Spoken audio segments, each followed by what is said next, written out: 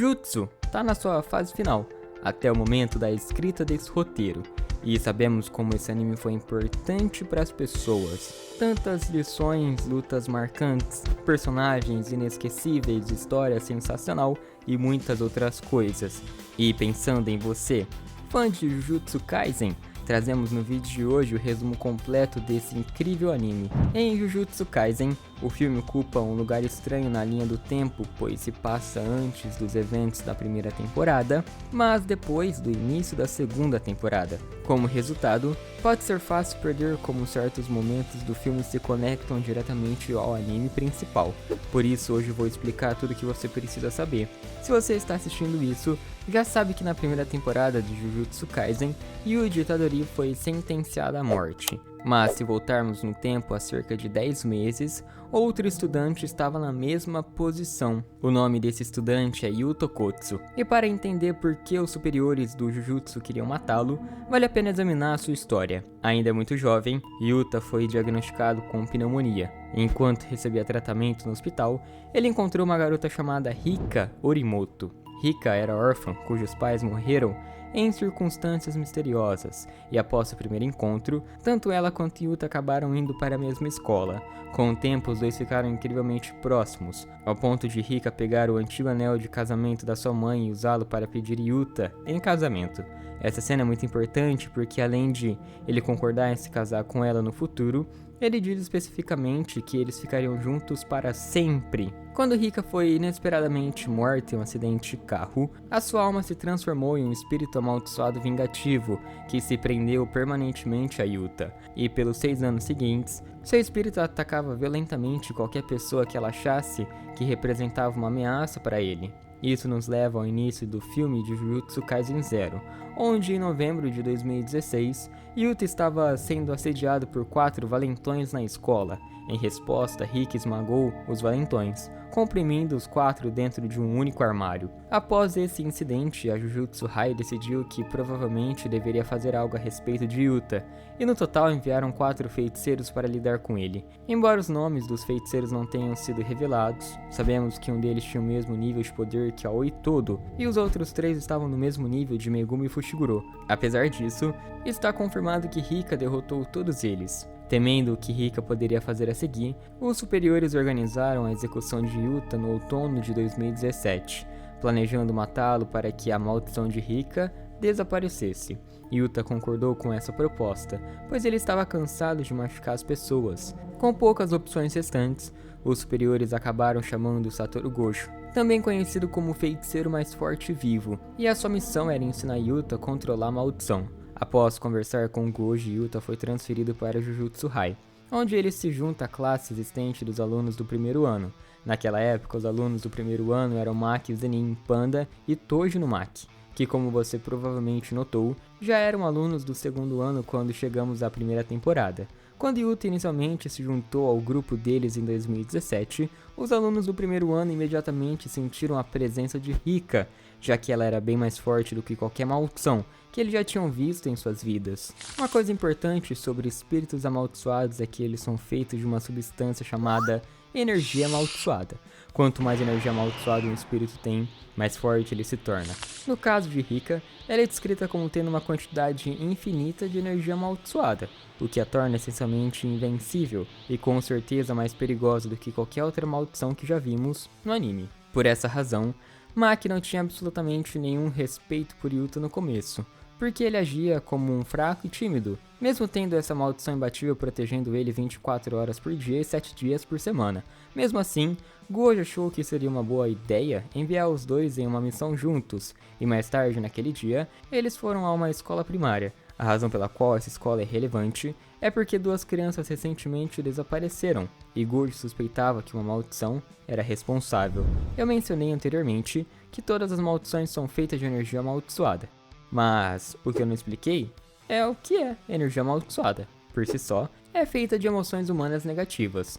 Isso significa que, em lugares como hospitais e escolas, onde as pessoas sentem todo tipo de emoções negativas, é normal que a energia amaldiçoada das pessoas vaze e forme espíritos amaldiçoados nesses locais. É trabalho dos feiticeiros então exorcizar esses espíritos, e nessa cena, Maki destrói sozinha 3 deles, enquanto Yuta, aterrorizado, só observa. Após isso, eles entram na escola para procurar as crianças desaparecidas, e embora existam maldições por toda parte, nenhuma delas tenta atacar. Maki rapidamente percebe que é porque as maldições estão com medo de Yuta. Após verificar sua carteira de estudante, é revelado que ele é classificado como um feiticeiro de grau especial, o mais alto rank que qualquer feiticeiro pode alcançar no mundo inteiro. Apenas outros 3 feiticeiros de grau especial existem, com Gojo sendo um deles, então o fato de Yuta estar nesse nível é um grande feito. De repente, uma maldição gigantesca aparece, e ao contrário de outros espíritos, essa não hesita em atacar os alunos do primeiro ano. Tanto Maki quanto Yuta são engolidos pela criatura, e dentro do seu estômago, eles encontram as crianças desaparecidas que estavam procurando. Nesse estágio, as 2 crianças já estavam em péssimo estado. E para piorar, Maki também começa a ser afetada. Isso deixa Yuta como a única pessoa que poderia salvá-los, o que era uma péssima notícia para todos, já que ele ainda não fazia ideia do que estava fazendo. É por isso que a Maki, frustrada, lhe dá uma bronca, já que as suas vidas literalmente dependiam disso, e por sorte, ele logo pensa em um plano. Ao colocar o anel de noivado que Rika lhe deu, ele fortalece sua conexão com o espírito amaldiçoado dela. E por causa disso ele foi capaz de pedir emprestado o poder dela, mas essa foi a primeira vez que Yuta invocou para fazer algo por ele. Rika então destrói o outro espírito amaldiçoado, membro por membro, dando a Yuta a oportunidade de se libertar e salvar a todos. Nesse momento, Yuta decide mudar como pessoa, tornando-se mais determinado do que nunca a quebrar a maldição de Rika. Uma vez que a maldição seja quebrada, Rika não estará mais presa nessa forma, e a sua alma finalmente poderá seguir para o além. No entanto, o desafio é que, como o espírito amaldiçoado de Rika é basicamente invencível, não dá para destruí-lo da mesma forma que se destruiria uma maldição comum. Em vez disso, Yuta precisa desfazer a maldição dela passo a passo. O conceito básico é que o anel de Yuta permite que ele tome emprestadas pequenas partes da maldição de Rika, e depois de canalizar essa pequena porção de maldição, ele pode infundi-la em sua katana. Com bastante prática, o objetivo é canalizar a quantidade cada vez maiores do poder de Rika na espada, até que seu espírito esteja completamente sob seu controle. Quando isso acontecer, a maldição será oficialmente quebrada. Após a missão na escola primária, há 2 fatos importantes a serem observados. O primeiro é que, naquela mesma noite, uma figura misteriosa apareceu na escola, e com base na sua sombra, podemos dizer que era Suguru Geto. 11 anos antes, Suguru Geto era estudante da escola Jujutsu Hai, e era considerado o feiticeiro mais forte ao lado de Satoru Gojo. Naquela época, Geto acreditava que, como os mais fortes, era sua responsabilidade proteger os membros mais fracos da sociedade. No entanto, em 2006, seus pontos de vista começaram a mudar após um incidente trágico. Esse evento fez perceber que certas pessoas não merecem ser salvas, mas como feiticeiro, ele era obrigado a defendê-las de qualquer maneira. Por essa razão, Geto começou a questionar se esse trabalho valia a pena, já que ele estava se sacrificando para proteger humanos que não respeitavam. Em 2007, ele completou sua transição para o lado sombrio, quando massacrou uma vila inteira, matando mais de 100 pessoas. A essa altura, ele havia abandonado a sua filosofia de que os fortes deveriam proteger os fracos. Em vez disso, passou a acreditar que o mundo seria um lugar melhor se apenas feiticeiros de Jujutsu existissem. Para realizar esse sonho, ele passou a próxima década reunindo um exército de seguidores com o objetivo de exterminar todos os humanos normais do planeta. É aqui que Rika entra na história. Como o espírito amaldiçoado mais poderoso, se Geto conseguisse controlá-la, sua missão se tornaria muito mais realista. Para quem não sabe, a técnica amaldiçoada de Geto permite que ele controle espíritos amaldiçoados. Então, se ele matar Yuta, todo o imenso poder de Rika seria transferido para ele. Por isso, Suguru queria testar o limite do poder de Rika, armando essa armadilha para ela na escola primária. A segunda coisa importante a ser lembrada é que, mais tarde, quando Maki e as crianças estavam se recuperando no hospital, Yuta chegou a uma conclusão. Até então ele havia assumido que Rika o havia amaldiçoado por vontade própria, mas na realidade, ele poderia ter sido responsável por transformá-lo em uma maldição quando disse que eles estariam juntos para sempre. Da perspectiva de Gojo, essa teoria era plausível, já que ele nunca entendeu como uma garota aparentemente normal se transformou na maldição mais poderosa da Era Moderna. Para descobrir a verdade, Gojo imediatamente iniciou uma investigação sobre o passado de Rika e Yuta. na esperança de que essa informação revelasse pistas sobre a origem do poder dela. Avançando 3 meses no tempo, Yuta havia treinado consistentemente com a sua katana e até participou do evento de intercâmbio de 2017. O evento de intercâmbio é quando os alunos do ramo de Tóquio da Jujutsu High competem contra os alunos do ramo de Kyoto. Na primeira temporada, descobrimos que Yuta e Rika participaram da edição de 2017. Os alunos de Tóquio venceram facilmente, em grande parte graças ao domínio de Rika no evento. Após o salto de 3 meses no filme de Jujutsu Kaisen, Gojo decide enviar Yuta em uma missão com Toji Numaki. Entre os alunos do primeiro ano, Toji de longe o mais experiente. A sua técnica amaldiçoada é conhecida como Fala Amaldiçoada. Basicamente, essa habilidade faz com que qualquer coisa que ele diga aconteça na vida real. No entanto, o lado negativo é que Toji não pode conversar mais, pois isso poderia machucar as pessoas ao seu redor. Para evitar isso, ele só fala usando palavras seguras como salmão, alga e outros ingredientes de bolinho de arroz. Nessa fase da história, Yuta ainda não entendia muito bem como isso funcionava. Os dois estudantes então viajaram até o local da missão, que era um shopping abandonado cheio de maldições de baixo nível. O trabalho ali era para Toji exorcizar essas maldições sozinho, enquanto o papel de Yuta era basicamente observar e aprender.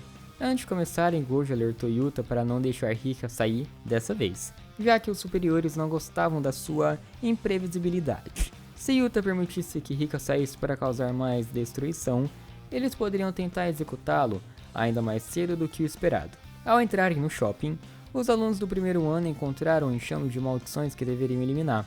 Em questão de segundos, Inumaki destrói todas elas com sua técnica da fala amaldiçoada, ordenando que explodissem. E com isso a missão parecia estar concluída. No entanto, o que eles não sabiam é que, dentro do shopping, Suguru Geto os observava secretamente à distância. O objetivo de Geto nessa ocasião era ver Rika com seus próprios olhos, e por isso ele os emboscou usando um dos seus espíritos amaldiçoados. O plano era que Yuta ficasse tão sobrecarregado que não teria escolha a não ser invocar Rika novamente. Logo no início da luta, Toji avisou Yuta para se manter afastado, já que a sua inexperiência o tornava vulnerável contra uma maldição desse nível. O problema é que o próprio Numaki também estava vulnerável devido aos efeitos colaterais da sua técnica. Algo importante sobre a fala amaldiçoada é que, quando ele usa palavras poderosas como explodir ou voar, há sempre o risco da sua garganta se machucar. Se isso acontecer, a única forma de continuar usando a sua técnica é tomando remédio para a garganta. Mas o remédio de Inumaki caiu do bolso, bem ao lado do espírito amaldiçoado. Por causa disso, Yuta não queria que seu colega enfrentasse a maldição sozinho, e por isso os dois trabalharam juntos para derrotá-la. Yuta começou canalizando uma pequena parte do poder de Rika em sua katana e tentou golpear o espírito amaldiçoado de Geto. Embora o golpe em si não fosse profundo, deu a Yuta uma abertura para recuperar o remédio e jogá-lo para Inumaki. Depois de recuperar sua voz, Toji exorcizou a maldição, esmagando ela até a morte, sem que Rika precisasse aparecer. Vale mencionar que, se Geto realmente quisesse, ele poderia ter liberado mais e mais maldições, mas por algum motivo ele escolheu deixar os alunos escaparem. Horas depois, Gojo ouviu falar sobre a maldição surpresa que atacou seus alunos e foi até o local para inspecionar a área pessoalmente. Durante essa investigação, ele percebeu que os resíduos de energia amaldiçoada deixados para trás foi Geto, e logo depois contou ao diretor. Enquanto isso, Geto estava se preparando para uma guerra contra Jujutsu High. Se você está se perguntando como ele planejava vencer, precisamos voltar a 2006. Naquele ano, havia um grupo religioso chamado Associação do Vaso do Tempo. Quando o Suguru se tornou maligno, ele tomou o controle desses grupos à força, o que lhe deu acesso a dinheiro e, mais importante, às maldições. Na década seguinte, ele construiu uma reputação por curar pessoas amaldiçoadas, já que sua técnica permite que ele absorva espíritos amaldiçoados. Graças a isso, nos dias atuais, Geto acumulou mais de 6.000 maldições, incluindo pelo menos 2 de grau especial, sem mencionar que ele tem um exército de seguidores. Agora, se ele conseguisse adicionar Rika a tudo isso, Suguru acreditava que teria 99% de chance de derrubar Jujutsu High. Uma vez feito isso, ele poderia finalmente realizar o seu objetivo de destruir todos os não usuários de Jujutsu. É por isso que nessa cena, Suguru Geto aparece confiante na escola Jujutsu e declara guerra contra todos os seus antigos amigos e professores. Especificamente, ele diz que no dia 24 de dezembro de 2017, ele vai liberar 1000 espíritos amaldiçoados em Tóquio e outros 1000 em Kyoto, com ordens para massacrar. Após a declaração da guerra de Suguru, era de se esperar que alguém da Jujutsu Hai tentasse detê-lo imediatamente. No entanto, embora Gojo quisesse agir, Suguru ameaçou matar os alunos do primeiro ano se Gojo não o deixasse partir. Avançando para 24 de dezembro, tanto em Tóquio quanto em Kyoto, a Jujutsu Hai reuniu quase todos os feiticeiros disponíveis. A missão era exorcizar as 2000 maldições que estavam se aproximando. No entanto, Yuta foi deixado na escola devido à natureza imprevisível de Rika. Havia o risco de que, se ela estivesse no campo de batalha, poderia acabar destruindo tanto os aliados quanto inimigos. Por isso era mais seguro deixar Yuta de fora, o que era exatamente o que Geto esperava que acontecesse. O verdadeiro objetivo da parada noturna dos 100 demônios era distrair os feiticeiros experientes em Kyoto e Tóquio, enquanto Yuta ficava completamente sozinho. Com isso, Geto marchou casualmente até a Jujutsu Hai, onde a única pessoa que restava para enfrentá-lo era Maki Zenin. Do ponto de vista de Geto, ela representava exatamente o tipo de pessoa que ele queria erradicar, então ele a derrotou rapidamente, usando espíritos amaldiçoados em formato de serpente. Enquanto isso, em Tóquio, Gojo começou a se perguntar por que Suguru não estava na linha de frente. Enquanto pensava nisso, foi interrompido por informações importantes. Anteriormente, Gojo havia solicitado uma investigação sobre o passado de Yuta, e nessa cena ele finalmente recebeu os resultados. Depois de ouvir essas informações, Gojo percebeu onde Geto deveria estar, e imediatamente teleportou Toji no Maki e Panda de volta para Jujutsu Hai. Vale destacar que essa jogada de Gojo foi extremamente calculada, pois ele sabia que esses dois alunos não tinham chance de derrotar Geto. O motivo real de Gojo os ter enviado de volta era que ele assumiu que eles perderiam, o que poderia despertar ainda mais o poder de Yuta. Felizmente, foi exatamente o que aconteceu.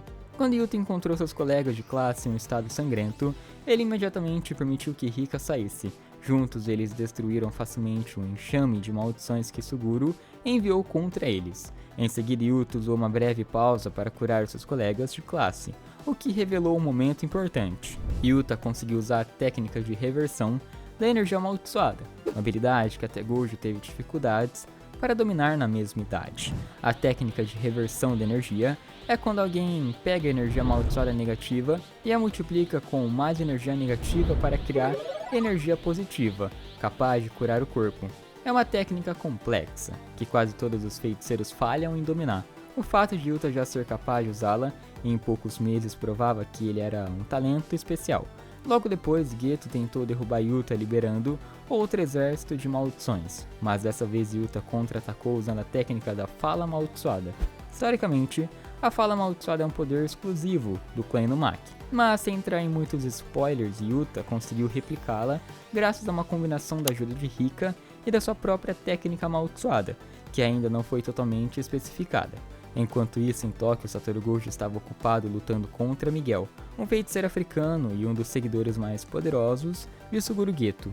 A missão de Miguel era atrasar Gojo o máximo possível, dando tempo para Geto capturar Rika. Miguel conseguiu sobreviver por tanto tempo na luta contra Gojo porque possuía uma arma especial chamada Corda Negra, que tinha o efeito de perturbar ou cancelar as técnicas amaldiçoadas de outras pessoas. Embora a Corda Negra tenha levado décadas para ser criada, ela foi rapidamente destruída durante a luta contra Gojo, desaparecendo completamente ao final do filme. Enquanto isso, em outro local, outros seguidores de Geto estavam causando caos, incluindo Mimiko e Nanako, que são basicamente as suas filhas adotivas. 10 anos antes, quando Suguru massacrou uma vila, ele fez isso porque descobriu que os moradores estavam abusando de 2 meninas. Esse foi o ponto de ruptura para Suguru, quando ele decidiu que a vida dos feiticeiros era mais importante do que a dos humanos. Desde então, ele cuidou delas. Na Jujutsu Hai, Geto decide lutar pessoalmente contra Yuta. Se você assistiu a segunda temporada, notará que a maldição no ombro de Geto originalmente pertencia a Toji Fushiguro. Toji usava essa maldição para armazenar armas, e após a morte de Toji, Suguru herdou a maldição e todos os equipamentos de Toji, incluindo a arma conhecida como Nuvem Brincalhona.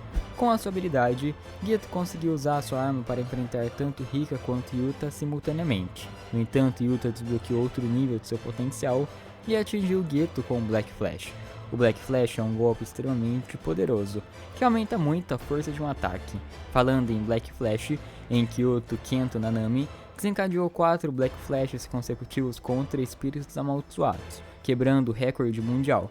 Ao mesmo tempo, Oitudo, em outra parte, Kyoto, destruiu sozinho um espírito amaldiçoado de classe especial e mais 5 espíritos de classe 1, uma realização ridiculamente impressionante, que consolidou sua reputação.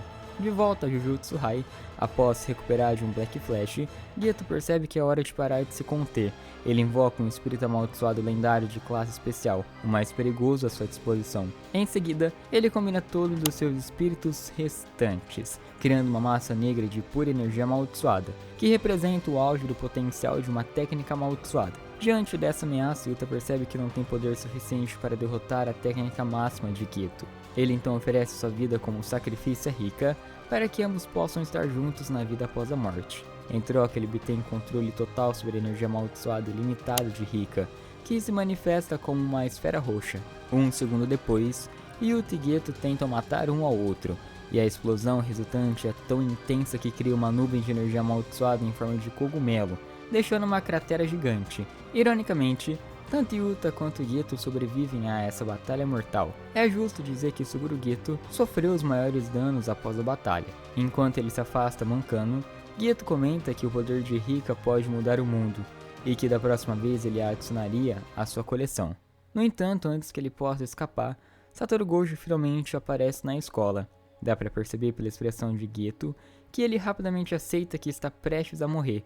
Durante a última conversa dele, descobrimos que todos os seguidores de Geto conseguiram escapar sem serem capturados. Gojo confirma que sabia que Tojo Numaki e Panda perderiam para Geto, mas ele ainda confiava que seu antigo amigo não os mataria. Ao olharmos para essa cena no contexto de quão próximos eles eram no passado, é triste ver como suas vidas tomaram rumos tão drasticamente diferentes. Pelo menos há um certo significado no fato de ser Gojo, e não Yuto Kotsu, quem acaba sendo executor de Geto, já que Gojo era seu único amigo verdadeiro.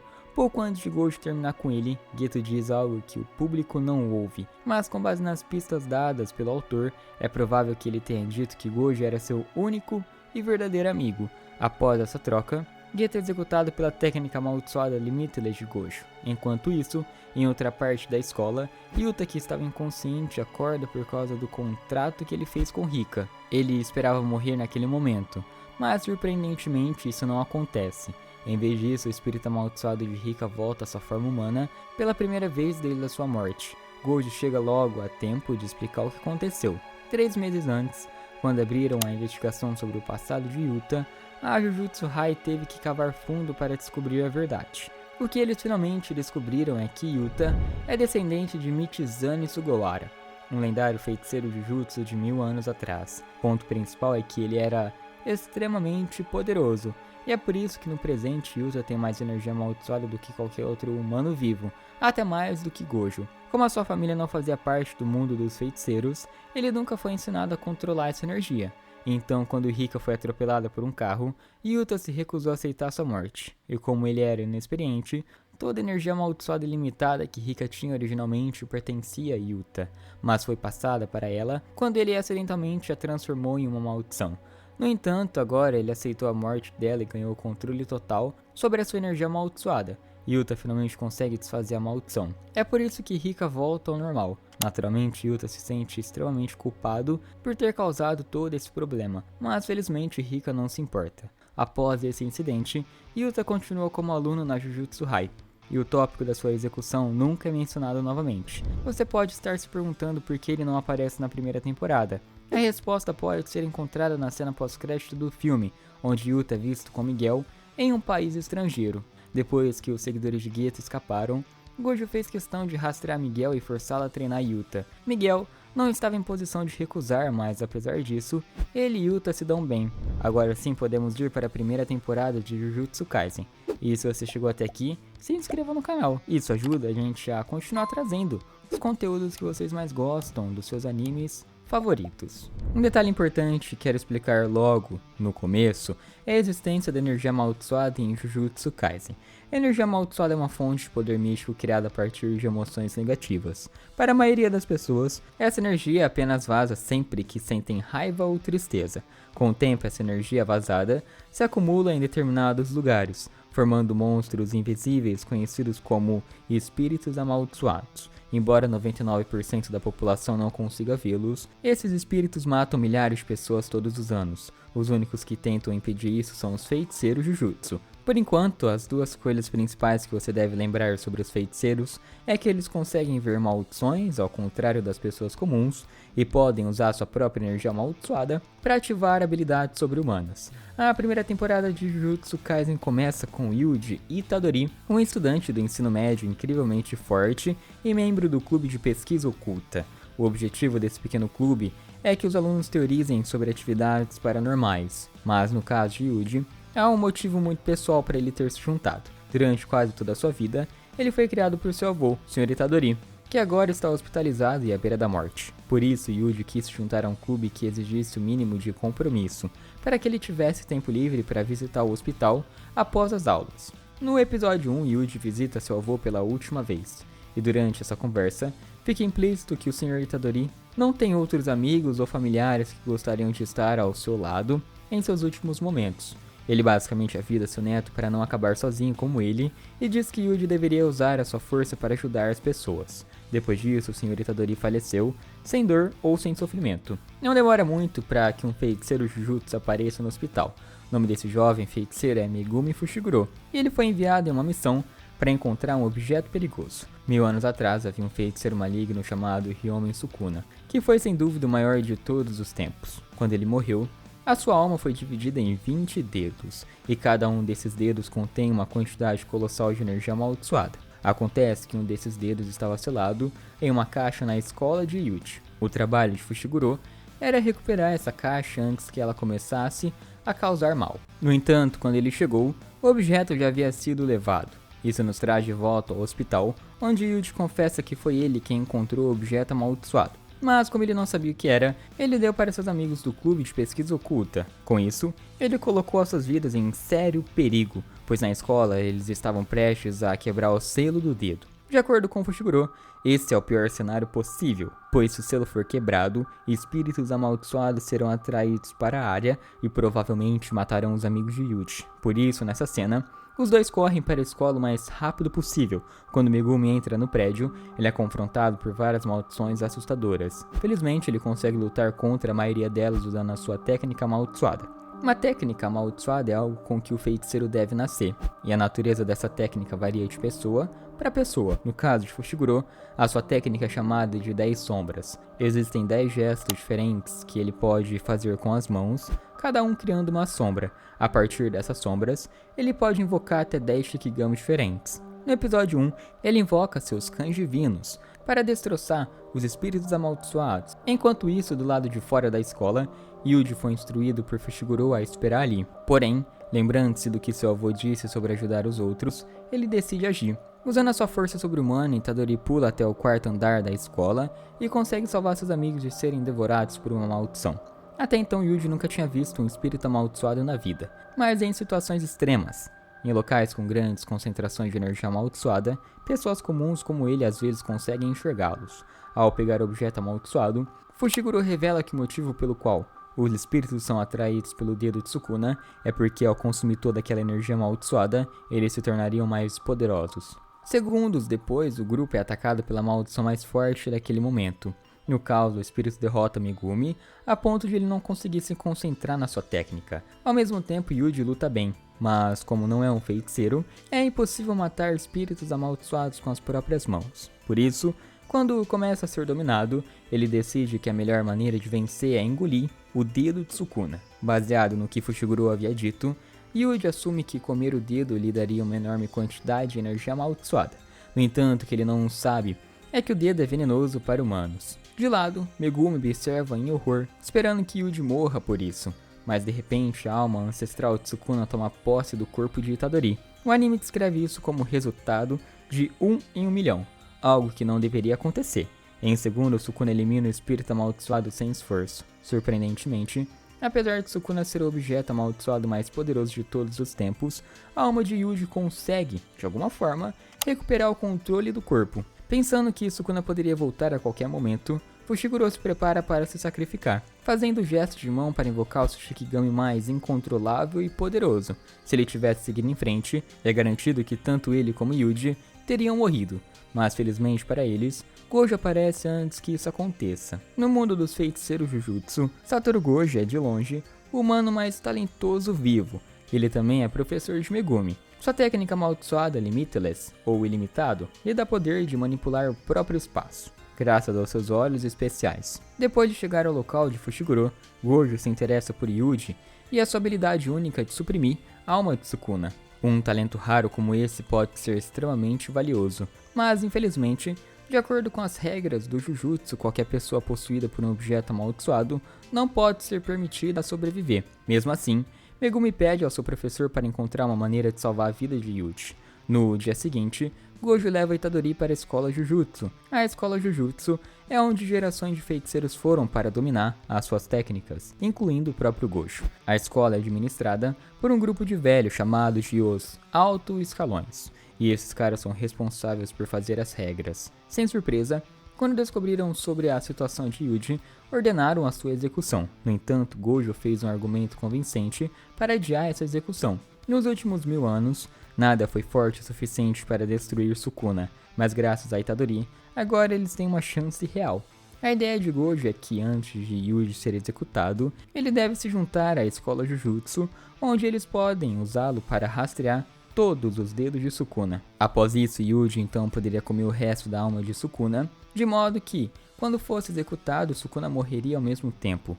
Os altos escalões concordam com essa proposta, já que é a melhor chance de finalmente derrotar o Rei das Maldições. Do ponto de vista de Yuji, ele está disposto a seguir com o plano por 2 motivos. O primeiro motivo é que, ao eliminar Sukuna, menos pessoas morrerão por causa das maldições, e assim dessa forma, Itadori estará ajudando os outros, como seu avô queria. O segundo motivo é que, por ser a única pessoa capaz de fazer esse trabalho, ele sentiria arrependimento se ficasse parado sem fazer nada. Após ouvir isso, o diretor da escola Jujutsu matriculou Yuji como um estudante do primeiro ano, ao lado de Fushiguro e outra pessoa. Nobara Kujisaki é a nova estudante, cheia de atitude, que se junta à turma. Uma coisa que você deve saber sobre ela é que ela vem do interior, e por isso não está acostumada com o tipo de espíritos que existem em Tóquio. É por isso que no episódio 3, Gojo tenta testar as habilidades de Nobara enviando-a, junto com Yuji, para um prédio assombrado. Assim que entram no prédio, os dois estudantes se separam imediatamente, com Kujisaki se mostrando pouco impressionada pelo fato de Itadori ter aprendido sobre maldições tão recentemente. Apesar da sua falta de experiência, ele ainda consegue exorcizar um espírito sozinho, usando algo chamado ferramenta amaldiçoada. Como o nome sugere, as ferramentas amaldiçoadas são armas que têm energia amaldiçoada fluindo através delas, e podem ser usadas por literalmente qualquer pessoa para exorcizar uma maldição. Enquanto isso, no andar superior do prédio, Nobara se encontra em uma situação muito delicada, quando um espírito de baixo nível faz uma criança de refém. De modo geral, áreas altamente povoadas como Tóquio geram mais energia amaldiçoada do que o interior, e um dos efeitos disso é que as maldições em Tóquio são mais inteligentes. Esse espírito foi esperto o suficiente para perceber que não poderia vencer Kujisaki em uma luta, então decidiu forçá-la a se render, ameaçando a criança. Nesse momento, Nobara aceita para si mesmo que provavelmente não vai conseguir sair dessa, mas Yuji aparece e salva o dia. Isso deu a Nobara uma abertura para exorcizar o espírito amaldiçoado. No desfecho, ela se abre para Yuji sobre o motivo de ter se tornado uma feiticeira. Quando era mais jovem, uma família de Tóquio se mudou para sua vila, mas eventualmente foi forçada a sair após ser maltratada pelos moradores locais. Uma das meninas dessa família era a melhor amiga de Nobara, e desde o incidente, Kujisaki odeia o interior. Ao chegar a Tóquio, ela tem esperança de que um dia reencontre a sua amiga. 2 semanas depois, Nobara, Yuji e Fushiguro são enviados em uma missão perigosa na qual infelizmente um deles acaba morto. Para entender como isso aconteceu é preciso saber que, quando Sukuna voltou à vida, isso gerou uma reação em cadeia que despertou seus outros 19 dedos. Como resultado, eles agora produzem ainda mais energia amaldiçoada do que o normal. Nessa missão, o grupo se depara com um espírito que consumiu um desses dedos sobrecarregados. Espíritos amaldiçoados desse nível normalmente seriam enfrentados por alguém como Gojo, mas nessa ocasião, Gojo estava fora em uma missão. É por isso que os estudantes do primeiro ano foram encarregados de uma missão tão perigosa. Após chegarem ao local, Nobara é facilmente sequestrado e jogado em uma sala cheia de espíritos. Ao mesmo tempo, Yuji e Fushiguro são atacados pela maldição mencionada anteriormente. Yuji, em particular, tem seu braço arrancado logo no início da luta, enquanto um dos cães divinos de Fushiguro é destroçado. Sentindo-se desesperado, Itadori decide pedir ajuda a Sukuna, mas o Rei das Maldições responde ameaçando matar todos ali. Por essa razão, Yuji implora para que seu colega de classe fuja o mais rápido possível, permitindo que ele libere Sukuna sem se preocupar em matar alguém. Após hesitar brevemente, Fushiguro concorda com o plano e sai para procurar Kujisaki. Seu último cão divino tem a habilidade de rastrear qualquer pessoa com um cheiro familiar. Em cerca de 5 minutos, eles o levam direto a Nobara. Se tivessem chegado mais tarde, ela certamente teria sido devorada pelo espírito amaldiçoado, mas Fushiguro salva sua vida usando seu Shikigami Tsapo. Após isso, eles fogem completamente da área, com Nobara inconsciente sendo levado ao hospital. Vale notar que Megumi também teve a opção de ir com eles, mas ele decide ficar e esperar Yuji voltar. Enquanto espera, Sukuna surge do nada, tendo derrotado a maldição que estava causando tantos problemas. Para começar, Sukuna literalmente arranca o coração de Itadori, significando que, se voltassem a trocar de lugar, Yuji morreria instantaneamente. A segunda coisa que ele faz é aumentar seu poder ao consumir mais um dedo, a qual ele pegou da maldição que acabara de destruir. Por fim, Sukuna regenera o braço de Yuji, graças à sua habilidade de técnica de reversão da maldição. Com tudo isso, Sukuna prossegue para dar a Megumi a maior surra de sua vida, até destruindo um dos seus maiores Shikigamis no processo. À medida que essa luta unilateral continua, o Rei das Maldições se interessa pela técnica de Fushiguro e afirma que as 10 sombras têm o potencial de derrotar o espírito amaldiçoado de antes. Apesar disso, Megumi sente que essa é uma luta que ele não pode vencer, e mais uma vez se prepara para se sacrificar, invocando seu Shikigami mais perigoso. Mas antes de seguir com isso, aprendemos mais sobre o seu passado. A irmã de Fushiguro caiu em um coma profundo, e o incidente o ajudou a entender que as pessoas são prejudicadas independentemente de serem boas ou más. Por isso, como feiticeiros, ele tenta garantir que as pessoas boas sofram um pouco menos. E é esse o motivo pelo qual ele quis salvar Yuji. Após ouvir isso, Itadori finalmente retoma o controle do seu corpo e desaba no chão, sem que ninguém precise ser sacrificado. No dia seguinte, quando Gojo retorna da sua viagem, ele imediatamente suspeita que os altos escalões organizaram a morte de Yuji. Embora seja verdade que eles concordaram em adiar sua execução, muitos ainda queriam que ele fosse eliminado, e enviar os alunos do primeiro ano em uma missão como essa foi a maneira perfeita de fazê-lo. Para Gojo, esses anciãos são a escória do mundo dos feiticeiros Jujutsu, e o seu sonho era criar uma nova geração de estudantes que pudesse mudar fundamentalmente essa sociedade. Yuji deveria fazer parte desse sonho, e é por isso que ele está tão desapontado. O que Gojo não percebeu é que a alma de Itadori não estava completamente destruída. Dentro da mente de todo feiticeiro, existe um lugar conhecido como o domínio inato, essencialmente o mundo que existe dentro da cabeça deles. Quando Yuji morreu, sua alma entrou no domínio inato de Sukuna. Durante essa interação, o Rei das Maldições oferece-se para curar o coração de Itadori, mas apenas se eles concordassem com certas condições.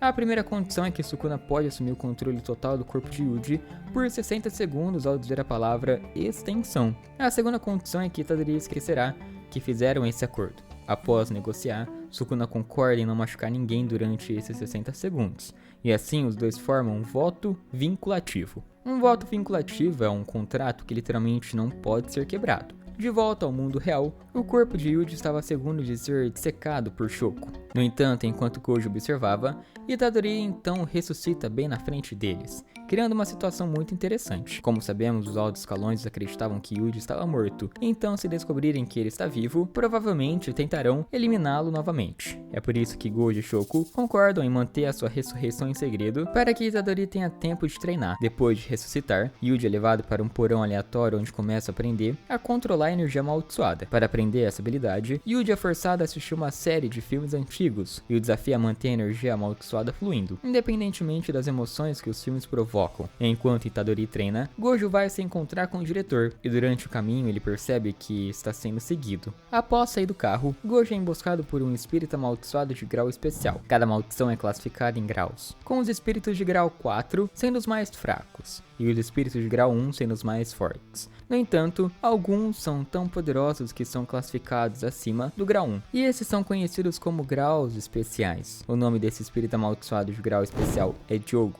uma maldição super inteligente que formou uma aliança com outros espíritos do mesmo nível. O objetivo deles é que as maldições se tornem a forma de vida dominante no planeta, e para realizar esse plano, eles precisam eliminar o feiticeiro mais forte, Gojo, o que segue é Jogo tentando e falhando repetidamente em acertar Gojo, enquanto esse o derrota da maneira mais desrespeitosa possível. No meio da luta, Gojo até teleporta para buscar Yuji, que ele achou que essa seria uma boa oportunidade para ensinar o seu aluno sobre expansões de domínio. A expansão de domínio é uma técnica que usa enormes quantidades de energia amaldiçoada para trazer o domínio inato de uma pessoa para o mundo real. O benefício dessa técnica é que os oponentes ficam presos dentro da barreira, e qualquer ataque feito contra eles é garantido de atingir o alvo. Por isso, expandir o seu domínio era a melhor chance de Jogo vencer. No entanto, ele não estava preparado para Gojo fazer o mesmo. Quando dois domínios são ativados no mesmo espaço, o domínio mais refinado geralmente sobrepõe o outro, e nesse caso Jogo perde instantaneamente. Normalmente, esse seria o momento em que Jogo seria exorcizado, mas Gojo decide poupar temporariamente a sua vida para descobrir o motivo da sua emboscada. Especificamente, Gojo quer saber com quem Jogo está trabalhando. Agora é um bom momento para explicar os outros membros do grupo de Jogo. Primeiro temos Hanami, um espírito amaldiçoado inteligente criado a partir do medo que as pessoas têm das florestas. Sua técnica permite gerar flores e outras coisas naturais que você esperaria encontrar em um ambiente florestal. Em seguida temos Dagon, criado a partir do medo que as pessoas têm do oceano. A sua expansão de domínio é uma praia ensolarada. Depois dele vem Mahito, que é um espírito nascido do ódio que os humanos têm uns pelos outros. Como resultado, Mahito tem uma compreensão profunda da mente humana, e a sua técnica permite transformar a alma das pessoas de maneiras aterrorizantes. Por fim, o último membro desse grupo é Suguru Geto, um feiticeiro humano e antigo melhor amigo de Gojo. Por enquanto, tudo que você precisa saber é que todos no mundo Jujutsu acreditam que Geto está morto, sem ideia de que ele está secretamente trabalhando com esses espíritos amaldiçoados. Voltando à batalha de Jogo com Gojo, você notará que dois dos aliados de Jogo estavam observando a luta de longe. Embora nenhum deles quisesse se envolver, Hanami decide que não pode simplesmente ficar parado assistindo seu colega espírito amaldiçoado ser destruído. Assim, ele cria uma grande distração usando sua técnica, o que dá uma pequena abertura para que ele resgate o Jogo. Essa foi uma jogada extremamente arriscada, já que sempre havia a chance de Gojo exorcizá-los ambos. Após esse encontro, os espíritos de grau especial percebem que não tem o que é necessário para derrotar o feiticeiro mais forte. Para ser justo, Geto já havia tentado avisá-lo sobre isso desde o início. Em vez disso, eles têm um plano diferente para lidar com Gojo. O plano de Mahito de manipular Yuji para entregar permanentemente seu corpo a Sukuna não sai como planejado. Junpei, que foi brutalmente desfigurado bem na frente de Yuji, morre de forma trágica após Sukuna recusar a oferta de salvar sua vida. Yuji, desesperado para salvar o seu amigo, chega a oferecer todo o controle do seu corpo para Sukuna, mas o Rei das Maldições rejeita o acordo. Ele não só gosta de ver Yuji sofrer, mas também já tem um pacto pré-existente que lhe permite tomar o controle do corpo de Yuji por 60 segundos sempre que desejar, tornando a oferta de Yuji desnecessária. Com isso, Junpei morre na frente de Yuji, intensificando o sofrimento emocional do protagonista. Esse evento empurra Yuji para o limite, fazendo perder a cabeça enquanto busca vingança contra o Mahito. Cheio de raiva e dor, Yuji enfrenta Mahito em uma batalha intensa. Durante o combate, Yuji se recusa a aceitar a ideia de que maldições de espíritos são os responsáveis por toda essa dor, especialmente quando Mahito manipula cruelmente as almas das pessoas, transformando-as em monstros. Mahito, por sua vez, encontra diversão em explorar o sofrimento humano, o que apenas alimenta o desejo de vingança de Yuji. A luta entre Yuji e Mahito é uma das mais impactantes da primeira temporada. Durante o embate, Yuji é auxiliado por Nanami, que retorna após sua luta anterior contra Mahito nos esgotos. Juntos, eles conseguem pressionar Mahito, forçando a usar suas habilidades ao máximo. Mahito então usa sua expansão de domínio, conhecida como auto-encerramento, uma técnica que lhe dá controle total sobre a alma de qualquer um que esteja dentro do domínio. No entanto, Yuji, que carrega Sukuna dentro de si, consegue resistir a essa técnica, pois Sukuna não permite que ninguém manipule a sua alma, nem mesmo Mahito. Como resultado, a tentativa de Mahito de afetar a alma de Yuji acaba levando a uma reação brutal de Sukuna, que se manifesta brevemente e fere Mahito dentro do seu próprio domínio. Esse momento força Mahito a recuar e encerrar a batalha, escapando por pouco com a sua vida. A morte de Junpei e a luta contra Mahito tem um impacto profundo tudo em Yuji, moldando a sua determinação de continuar lutando contra as maldições e protegendo as pessoas. Essa experiência fez com que Mahito desenvolvesse um profundo respeito e medo de Sukuna, percebendo que o Rei das Maldições era muito mais poderoso do que ele inicialmente imaginava. Isso também o levou a entender que ele precisaria fortalecer suas alianças e estratégias. Agora, durante o evento da Boa Vontade, Mahito, em colaboração com Gito, tem uma missão de causar estragos e obter mais dedos de Sukuna, que são essenciais para tornar Sukuna mais poderoso e possivelmente aliar-se a eles. Eles invadem a escola durante a competição, planejando criar o caos. Enquanto isso, o evento prossegue. O evento é uma competição tradicional entre as escolas de Jujutsu de Tóquio e Kyoto, com a primeira rodada sendo uma batalha em equipe. A chegada dramática de Yuji surpreende a todos, e apesar de Fushiguro e Nobara já terem superado a morte dele, eles ficam felizes em tê-lo de volta. No entanto,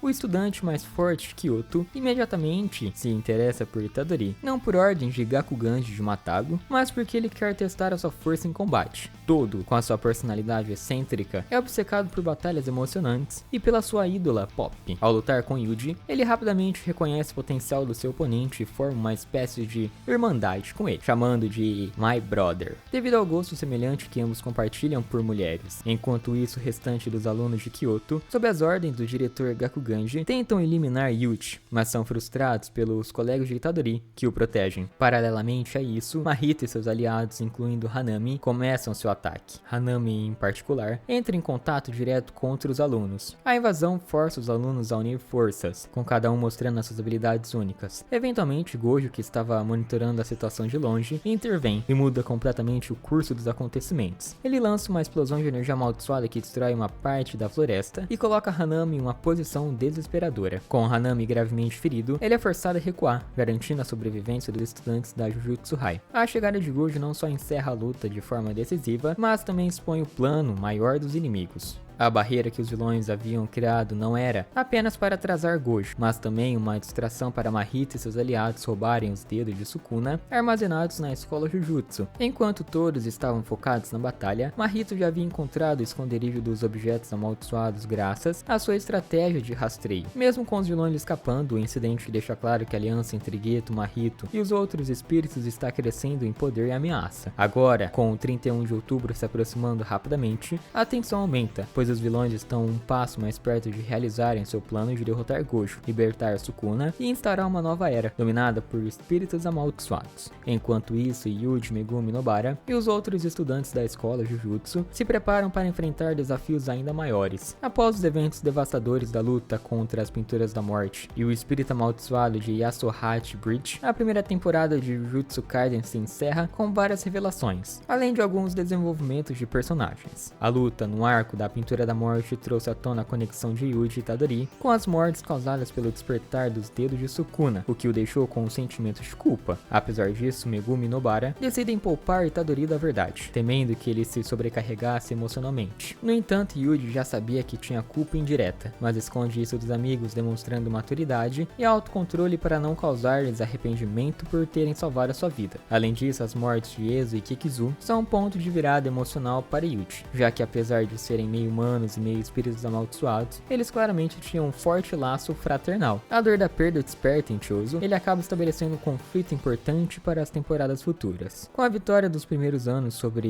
espíritos de nível especial, Todo recomenda que os alunos sejam promovidos a feiticeiros de grau 1, e é apoiado por Gojo, que faz com que um dos seus amigos também endosse a recomendação. Enquanto isso, os segundos anos também intensificam seu treinamento, especialmente o Maki, que deseja superar as expectativas impostas pela sua família Zenin. No final da temporada, os três protagonistas, Yuji, Megumi e Nobara, tentam relaxar e vão às compras, apenas para serem abruptamente convocados por Gojo para uma missão secreta. E agora podemos partir para a segunda temporada. Se você chegou até aqui, deixa o seu like e se inscreva no canal. Isso nos ajuda a saber que você está gostando dos nossos conteúdos e estamos no caminho certo. A temporada começa com uma história de flashback focada em Satoru Gojo e Suguru Geto, que são estudantes da escola Jujutsu. Apesar de serem melhores amigos, eles têm visões de mundo diferentes. Em uma cena, enquanto jogam basquete, eles discutem suas filosofias. Geto erra um arremesso, enquanto Gojo acerta com facilidade, destacando a sua diferença de poder e perspectiva. Ambos recebem a missão de proteger uma garota chamada Amanai Riko, o próximo receptáculo necessário para o mestre Tengen, uma entidade essencial para manter as barreiras protetoras da escola de Jujutsu. A missão de Gojo e Geto é proteger Riko por 2 dias, para que ela possa ser assimilada por Tengen. Curiosamente, Riko está tranquila com isso e aceita o seu destino. Entretanto, há grupos que são contra essa fusão, já que acreditam que a queda de Tengen poderia enfraquecer o mundo do Jujutsu. Gojo e Geto enfrentam vários inimigos que tentam atacar Riko, mas conseguem derrotá-los facilmente. No entanto, no dia em que a fusão deveria acontecer, o inesperado acontece. O invencível Gojo é atacado por Toji Fushiguro, um assassino implacável. Gojo tenta segurá-lo enquanto Geto leva Riko para o local da fusão. Toji quase parte o corpo de Gojo ao meio, deixando-o gravemente ferido. Enquanto isso,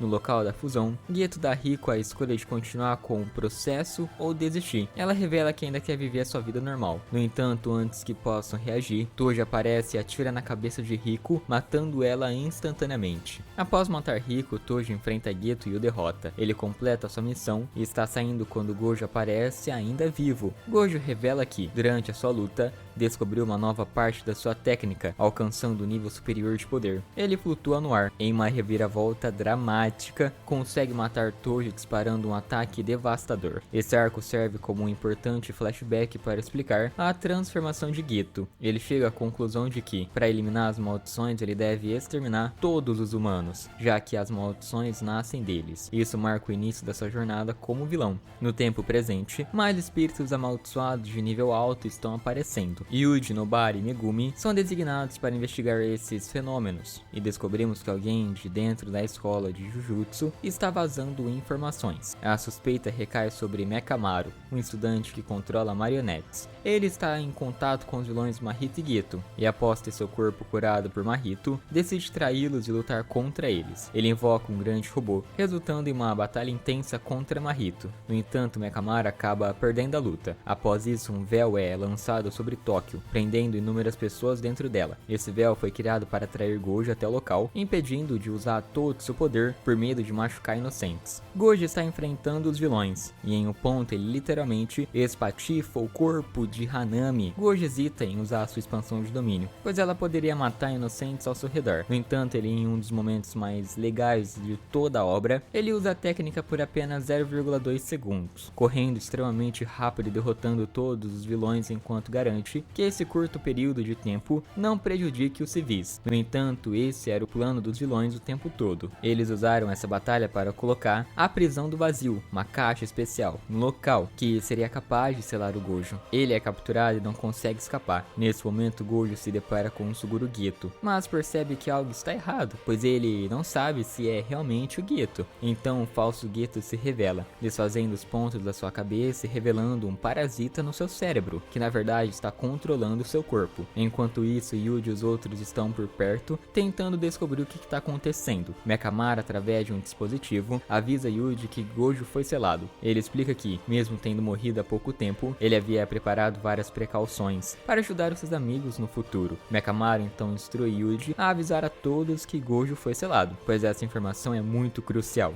Yuji começa a gritar, informando o grupo sobre a captura de Gojo, e é nesse ponto que a luta realmente começa para ambos os lados. Yuji se junta a Megumi enquanto eles tentam derrubar uma das barreiras que prendem Tóquio. Eles jogam um homem idoso de um arranha-céu de 70 andares, mas ele sobrevive ao impacto. Enquanto isso, outro personagem luta contra uma velha e um outro cara no topo do prédio. Essa parte é importante, pois a velha usa uma técnica que invoca o espírito de Toji Fushiguro dentro do corpo do outro lutador, e sabemos que Toji é extremamente perigoso. Enquanto isso, Yuji e Megumi encontram uma maneira de derrotar o velho, e eles finalmente encontram os pontos de origem que mantêm a barreira ativa, destruindo ela. Enquanto isso, Nobara e Mei enfrentam outro inimigo perigoso que carrega uma espada e está causando estragos. Ele ataca as duas, porém, o ainda mais formidável Nanami aparece para salvar o dia. Esse combate foi amplamente comentado na internet, mas Nanami derrota o inimigo com um golpe lindo, sendo um dos momentos mais empolgantes do arco. Yuji desce ainda mais e encontra Chozo, que manipula sangue. Chozo está furioso porque Yuji matou seus 2 irmãos mais cedo na série e quer vingança. A luta ocupa quase o episódio inteiro e no final Yuji perde. No entanto, enquanto Choso está saindo, ele é atingido por algumas memórias falsas de Yuji, algo inexplicável, mas que muda completamente a visão de Choso sobre ele. Nanami e Maki estão em uma luta junto com um velho, também conhecido como Naobito Zenin. Quando eles encontram um espírito amaldiçoado que parece um polvo, eles estão vencendo a luta, mas então o espírito ativa sua expansão de domínio, mudando o curso da batalha. Megumi aparece e tenta abrir a sua própria expansão de domínio. Ele diz que está tentando criar uma pequena brecha para que seus aliados possam escapar e assim derrotarem um espírito amaldiçoado fora da sua área de domínio. No entanto, Toji Fushiguro reaparece, entrando diretamente na luta. A entrada de Toji fecha a brecha criada por Fushiguro, mas isso não importa, pois Toji rapidamente elimina o espírito amaldiçoado. Após isso, Toji empurra Megumi para fora da área de batalha e deixa os outros para trás. Jogo, o cabeça de vulcão, aparece e facilmente derrota Nanami, Maki e o velho Naobito. Depois Jogo se encontra com 2 garotas que estão alimentando vários dedos de Sukuna e Yuji, o que faz com que Sukuna desperte. Agora de volta, Toji versus Megumi e um confronto se inicia, mas não é bem uma luta, já que Megumi tenta fugir enquanto Toji persegue. Eventualmente Toji esfaqueia, mas ao perceber que Megumi é o seu filho e não parte do clã Zenin, ele acaba se matando, o que faz com que o seu corpo no qual ele foi invocado também morra. Enquanto isso, Sukuna diz a Jogo que, se ele conseguir tocá-lo uma única vez durante uma luta, Sukuna o ajudará no plano dele. Isso leva a uma luta visualmente impressionante, mas Sukuna mostra uma força absurda, queimando Jogo e o deixando em cinzas. De volta a Megumi, que está gravemente ferido pelo golpe de Toji, ele sabe que a sua situação é crítica. Ele então invoca uma criatura poderosa. A invocação pode matá-lo também. Esse é mais conhecido como o General Divino Silas Mahoraga, uma criatura com espada nas mãos e que controla o rumo da batalha, se adaptando a qualquer tipo de golpe. Sukuna aparece e diz a Megumi que ele ainda não pode morrer, pois há coisas que ele precisa fazer. Sukuna então enfrenta a criatura invocada, e o combate é mais um espetáculo visual, com Sukuna derrotando-a depois de causar tanta destruição. Após a luta, Yuji retoma o controle do corpo e se odeia por tudo que Sukuna fez, sentindo-se como um assassino. Em outro ponto, temos uma cena interessante com Nanami, que foi quase morto por Jogo, sendo queimado severamente. Mesmo assim, ele continua lutando enquanto sonha com uma praia, mas é aí que Mahito aparece. Yuji chega bem a tempo de ver isso acontecer, e as últimas palavras de Nanami para ele são: "Agora é com você, Yuji." Então temos uma longa luta entre Yuji e Mahito, que também é espetacular. Algo importante aqui é que Mahito havia dividido seu corpo em 2 anteriormente. Um dos seus corpos está correndo pela cidade e encontra Nobara, que está conseguindo derrotá-lo. O clone, percebendo o perigo, tenta voltar para se fundir com o outro corpo. Nobara o persegue até o local onde Mahito e Yuji estão lutando. Mahito acaba atingindo Nobara no rosto, ela apenas desaba, o que destrói emocionalmente Yuji, que não tem mais vontade de lutar. Nesse momento, Todo aparece, e sabemos que ele tem uma forte admiração por Yuji. Ele chega com outro aliado que tem habilidade de cura, e cura todos os ferimentos de Yuji. Ele também examina Nobara e diz que, embora ela não tenha pulso e não esteja respirando, talvez ela ainda possa ser salva, pois não está morta há muito tempo. Agora começa a segunda parte da luta, com Todo e Yuji enfrentando Mahito. Durante a luta, Todo perde um braço, mas mesmo assim, Todo ainda mostra que tem muita habilidade em combate. Ele consegue espertamente bater na mão de Mahito, trocando de lugar com Yuji, o que permite que Yuji acerte um golpe em Mahito. Nesse momento, Mahito entra em sua forma final, mas Yuji consegue derrotá-lo mesmo assim. Depois que Mahito é derrotado, Geta aparece e absorve a energia amaldiçoada de Mahito, encerrando a sua existência. Geta engole o corpo restante de Mahito e em seguida outros personagens começam a aparecer,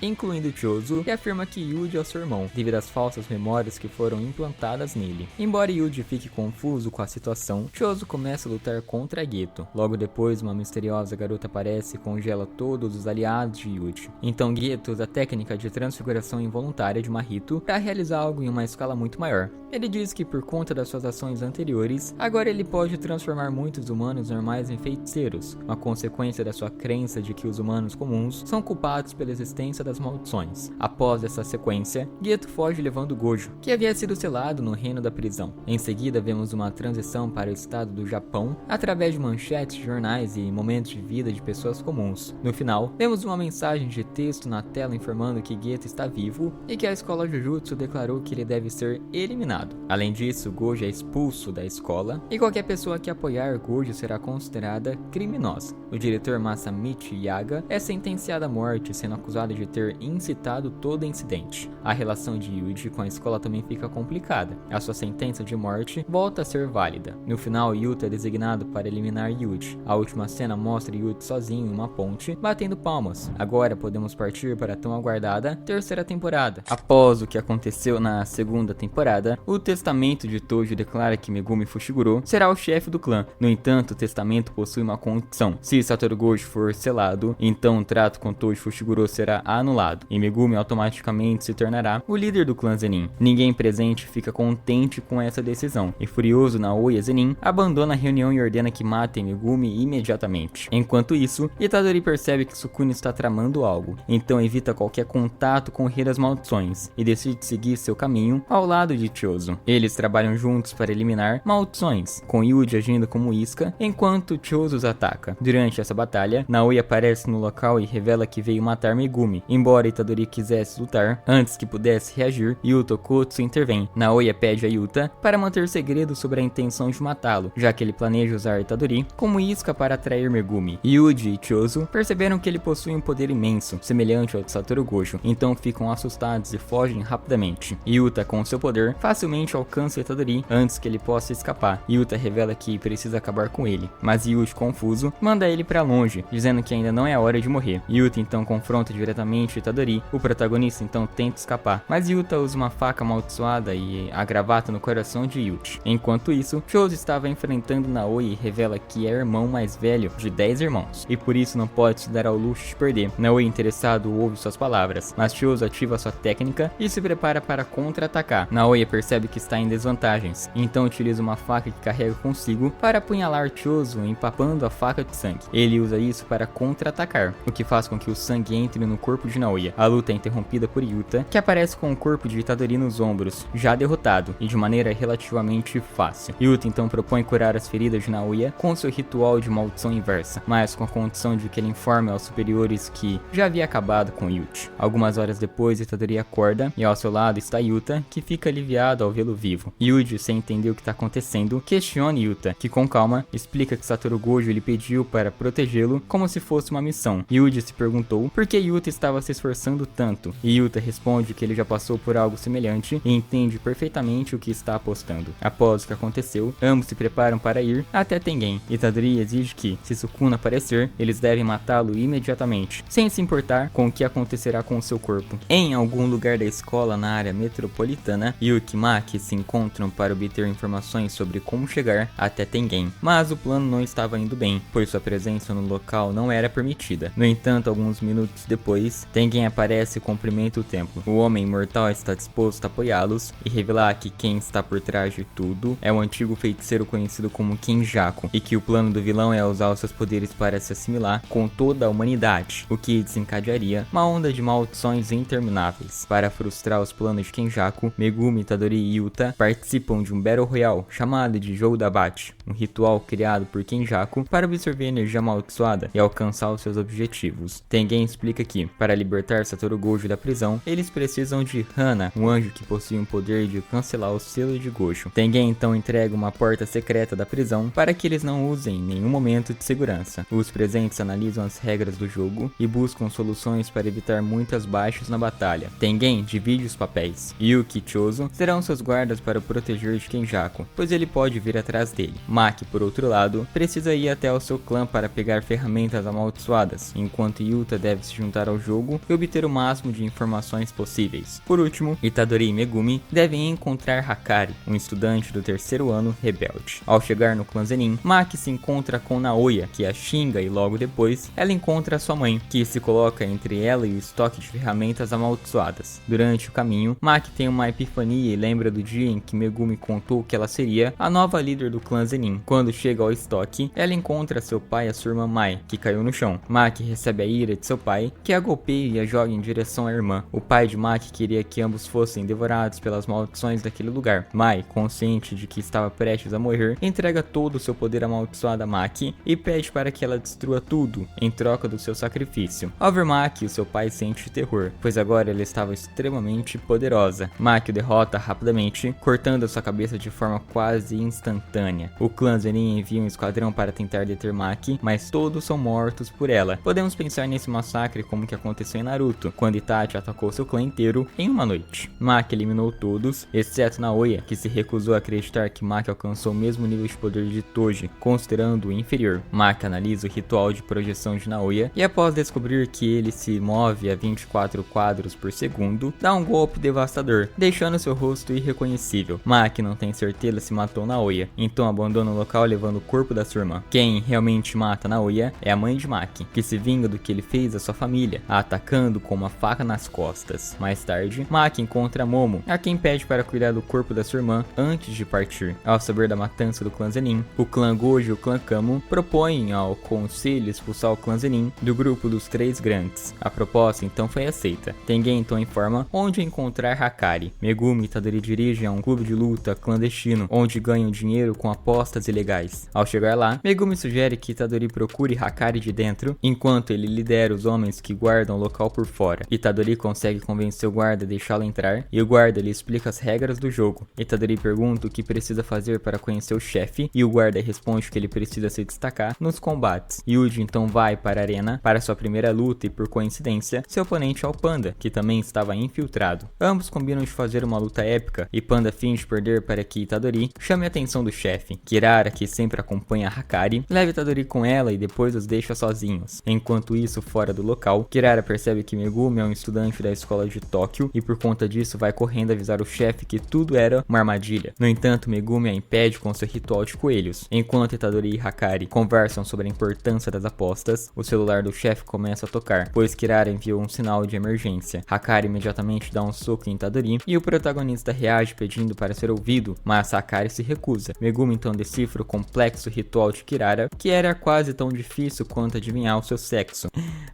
E uma vez derrotada, ele pede para que ela o escute. Kirara concorda, mas antes de poder conversar, Hakari sai para confrontar Itadori com socos. Yuji se recusa a responder com violência, pois quer que Hakari confie neles, então ele apenas recebe os golpes. Essa tática funciona, e Hakari começa a acreditar que, ao menos pode ouvir o que eles têm a dizer. Itadori então explica tudo o que aconteceu, incluindo o selo de Gojo e a execução de Yaga. Após ouvir, Hakari entende a situação desesperada deles e decide ajudá-los, mas exige um acordo. Uma vez que tudo termine, ele quer que o ajude a fazer seu clube de luta ser reconhecido pelo governo de Tóquio. Enquanto isso, Kogani, um dos jogadores, e Itadori discutem que um jogador chamado Kashimo gastou 100 pontos para adicionar uma nova regra. Agora a informação de todos os jogadores será pública para os participantes do jogo. Megumi aproveita essa informação para elaborar um plano e avisa Itadori que deve caçar os jogadores com mais de 100 pontos para roubar seus pontos e adicionar uma nova regra que permita que a irmã de Megumi saia do jogo. Além de Kashimo, outra pessoa com mais de 100 pontos era Higuruma, um advogado penalista que odiava o sistema judicial e foi abençoado por Kenjaku com o poder ritual de fazer justiça com as próprias mãos. O grupo decide dividir as tarefas antes de entrar no jogo. Panda e Kirara irão em busca de Kashimo, enquanto Itadori e Megumi procurarão Higuruma. Kirara ficará fora do jogo para reunir informações do mundo exterior, pois dentro da barreira não há comunicação. Após entrar no jogo, os amigos são separados em 9 colônias espalhadas por todo o Japão. Itadori cai em um lugar completamente aleatório, enquanto Megumi cai em uma colônia distante. Assim que chega, Megumi derrota Remi, uma feiticeira participante do jogo, e na troca da sua vida, Remi diz que ajudará Megumi a encontrar Higuruma. Enquanto isso, Itadori enfrentou Yaga e o derrota sem grandes dificuldades. O protagonista tenta obter informações sobre o paradeiro do advogado, mas é interrompido por Amai, um velho amigo da escola que foi transformado por Kenjaku em um feiticeiro. Amai diz a Itadori que Higuruma está em Okuro, enquanto Remi diz a Megumi que o advogado está em Shinjuku, ou seja, um dos dois estava mentindo. Amai então leva Itadori ao local onde encontra Higuruma, enquanto Remi leva Megumi até a sua base. Ao chegar, Megumi percebe que foi enganado por Remi, então se prepara para lutar. Itadori, por sua vez, tenta convencer o advogado a entregar os seus pontos para criar uma nova regra, mas Higuruma se recusa veementemente. Itadori se prepara para tomar os pontos à força. Ao perceber a intenção de Yuji, Higuruma executa uma extensão de domínio, que lhe permite julgar o seu oponente em um tribunal. Itadori é julgado por ter entrado em uma sala de apostas onde menores de idade não podiam entrar. Itadori argumenta que só entrou para usar o banheiro, mas mesmo assim é considerado prudente, e o ritual de Higuruma lhe rouba toda a sua energia amaldiçoada. Apesar da sua energia roubada, Itadori ainda se mantém bastante forte, pois a força natural é praticamente sobre-humana. Mesmo sem energia, ele continua a lutar com grande resistência. Itadori estava conseguindo resistir aos ataques do advogado, mas vendo que a situação não estava nada boa, decidiu apelar da sentença para ir a um segundo julgamento. Ele é acusado de cometer o genocídio em Shibuya durante o dia de 31 de outubro. Itadori admite culpa e é condenado à morte. Higuruma recebe uma espada do executor para cumprir a execução, mas no fundo ele sabia que o culpado pelo que aconteceu em Shibuya era Sukuna, não Itadori. Isso faz registrar como pessoas inocentes foram condenadas quando ele trabalhou como advogado penalista. Higuruma percebe que se tornou aquilo que jurou destruir, uma justiça cega e falha. Ele então declara Itadori inocente e desativa sua técnica. Higuruma chama Kugane para informá-lo sobre a regra que Itadori queria, a transferência de pontos, e logo dá um ponto a Yuji para que a regra 8 não afete. Enquanto isso, Megumi estava lutando contra Remi e os seus seguidores para evitar ser morto. Megumi foi cercado por Remi por Hazenoki, um feiticeiro do clã Kamo que poderia fazer partes do seu corpo morrerem. Megumi demonstrou um grande desenvolvimento de personagem durante toda a luta, já que agora estava muito mais forte do que antes. Ele derrotou um lacaio e escapou do prédio, mas antes de ir embora é atacado por um dente explosivo do louco das bombas. Para observarmos, um feiticeiro comediante que tinha o poder de transformar o humor em realidade intervém. Vamos resumir dizendo que ele é semelhante a Luffy, quando usa sua fruta do diabo. Takaba, como é conhecido, não gostou de ver Megumi lutando em desvantagem numérica, então se juntou à luta para ajudá-lo. Takaba e Geniki iniciam uma batalha cômica digna de um circo, enquanto Megumi enfrenta esse cara conhecido como Regstar. Megumi decidiu fugir, mas Reg não queria deixar isso acontecer e materializar drones com seu ritual para segui-lo. Após isso, ele pega uma motocicleta estilosa para persegui-lo. Megumi se refugia em uma academia, mas logo é encontrado por Reg, que se aproxima e começa a dar conselhos a Megumi, o que faz com que Megumi comece a confiar mais na batalha. No entanto, tudo não passou de uma armadilha de Megumi, que o havia levado até a academia para ativar o seu domínio em um espaço fechado. Megumi e Reg entram em uma batalha de resistência, tentando resistir ao maior peso possível. Regstar havia lançado um elefante sobre Megumi, e esse último modificou as regras do seu domínio para que Megumi suportasse um peso semelhante. Os dois feiticeiros param de brincar e começam a trocar socos, pois nenhum deles queria perder. Reg admite que Megumi é forte, e Megumi admite que Reg é durão. No fim, Megumi vence a batalha ao esconder um dos seus cães dentro do domínio, e esse cão morde severamente Reg, deixando ele à beira da morte. Antes de morrer, Reg transfere todos os seus pontos para Megumi, acreditando que assim a luta ficaria mais interessante. Kugane então informa Hazenoki que Reg estava morto. Depois disso, voltamos para Itadori, que estava liderando a área onde estavam os jogadores mais fortes da colônia. Por um lado havia Ryushori, um feiticeiro com mais de 400 anos, capaz de disparar quantidades enormes de energia do seu cabelo e que tinha atualmente 77 pontos. Em segundo lugar estava Takako, um antigo assassino com 70 pontos que tinha o poder de controlar o céu. E por último estava Gurui, o espírito amaldiçoado das baratas. Esses três foram em uma guerra pelo controle da colônia até que chegou o quebrado Yuta, que logo foi enfrentar a baratona. A luta foi uma das mais legais da série, e por um momento parecia que Yuta iria perder. No entanto, Yuta estava se fazendo de morte para atrair a barata, e ao fazer isso, ele a destruiu com um beijo da morte, introduzindo energia positiva na maldição e a destruindo por dentro. Takako mostra interesse em lutar contra Yuta, mas após alguns golpes ela é interrompida por Ryu, que também está ansioso para uma luta até a morte. Yuta acredita que o melhor para as pessoas da colônia seria eliminar os dois, então parte para atacá-los começando com Ryu. Ambos trocam golpes energéticos até que Yuta derrubou Ryu no chão. Ryu usa seu pente para disparar um potente canhão de energia, que manda Yuta para longe. Takako se interrompe na luta, acertando tanto Yuta quanto Ryu, deixando claro que não pensou em se aliar a ninguém. Yuta percebe que, se isso continuar, muitas pessoas serão mortas, então decide acabar rapidamente com isso e chama Rika, usando seu anel para ativar a sua forma liberada. Esse estado permite que Yuta copie qualquer técnica amaldiçoada por 5 minutos. Ele não perde tempo e ataca primeiro, usando o discurso amaldiçoado para imobilizar Takako, e depois desferindo uma enxurrada de socos nela. Ryu tenta atacar Yuta por trás, mas Rika o defende e o persegue para mantê-lo ocupado. Takako e Ryu sabem que, se a luta continuar, ambos morreriam, então ativaram suas expansões de domínio para deixar Rika fora da batalha. No entanto, as coisas não saem como esperado, pois o espírito amaldiçoado de Gurui ainda estava vivo e entrou com força na barreira do domínio, fazendo-a colapsar. colapsar, e isso faz com que todos voltem ao seu estado original. Yuta aproveita a distração para atacar Takako e cortar o seu braço. Ryu dispara um potente canhão de energia que acaba com a Barata e Takako ao mesmo tempo. Yuta e Ryu ficam frente a frente para definir o vencedor. Ambos disparam um raio de energia para ver quem é o mais forte, mas o resultado é empate. Yuta avança enquanto Rika dispara um raio para distrair Ryu. O homem do pente bloqueia o ataque e dispara um canhão de energia em direção ao seu rival. Yuta copia a técnica de Takako e desvia o tiro para cima, controlando o céu e fazendo o ataque cair sobre Ryu, derrotando-o em seu próprio ataque. Yuta é o vencedor e Rika o perdoa atacando em troca de seus pontos. Depois disso, vemos brevemente a colônia de To, onde o mangaka chamado Charles vai desabafar com Hakari sobre como a indústria do mangá estava indo para o lixo. Após ouvi-los, Hakari responde que não dá o mínimo para o mangá e seus otakus nojentos. Charles fica irritado e saca uma caneta gigante para marcar Hakari, revelando que a sua técnica amaldiçoada é o poder de ver o futuro como se fosse um mangá. Quanto mais a tinta avança, mais segundos de vantagem ele terá sobre Hakari. Hakari acha que seu oponente é problemático, então ativa seu domínio para acabar com ele rapidamente. Aqui o mangaka nos apresenta uma verdadeira aula sobre os efeitos e regras do domínio de Hakari. Mas, como este é um resumo, vamos ser rápidos. Hakari possui o poder de apostar dentro de seu domínio como se fosse uma máquina de cassino, e toda vez que acerta o jackpot, ele ganha energia amaldiçoada infinita. Estatisticamente, isso acontece a cada 239 tentativas, embora Hakari nunca tenha demorado mais de 30. A luta segue com Hakari enfrentando enquanto ele tenta atingir o jackpot, até que finalmente consegue, justo quando está prestes a ser derrotado. Aqui voltamos para Panda, que estava sozinho observando a colônia. Enquanto passeava, ele acaba cruzando por pura coincidência com Kashimo, o feiticeiro de 400 anos. Kashimo percebe que Panda não é um animal comum e pergunta se ele é um jogador. Panda confirma que é outro participante do jogo, então Kashimo, em sua insanidade, destrói Panda deixando à beira da morte. Kashimo pergunta onde está Yuji, pois seu único motivo para reviver era lutar contra ele. Panda responde que, apesar de ser um animal, nunca será um sapo, referindo-se à comparação com o próprio Yuji. Kashimo se prepara para dar o golpe final, mas é interrompido por Hakari, que aparece com o modo Deus ativado. Hakari combate com a percepção da realidade completamente alterada e golpeia repetidamente Kashimo. Ambos reconhecem a força um do outro e fazem um trato. Se Hakari vencer, Kashimo lhe dará os seus pontos, se o contrário, Hakari lhe revelará onde está Yuji, e a batalha começa.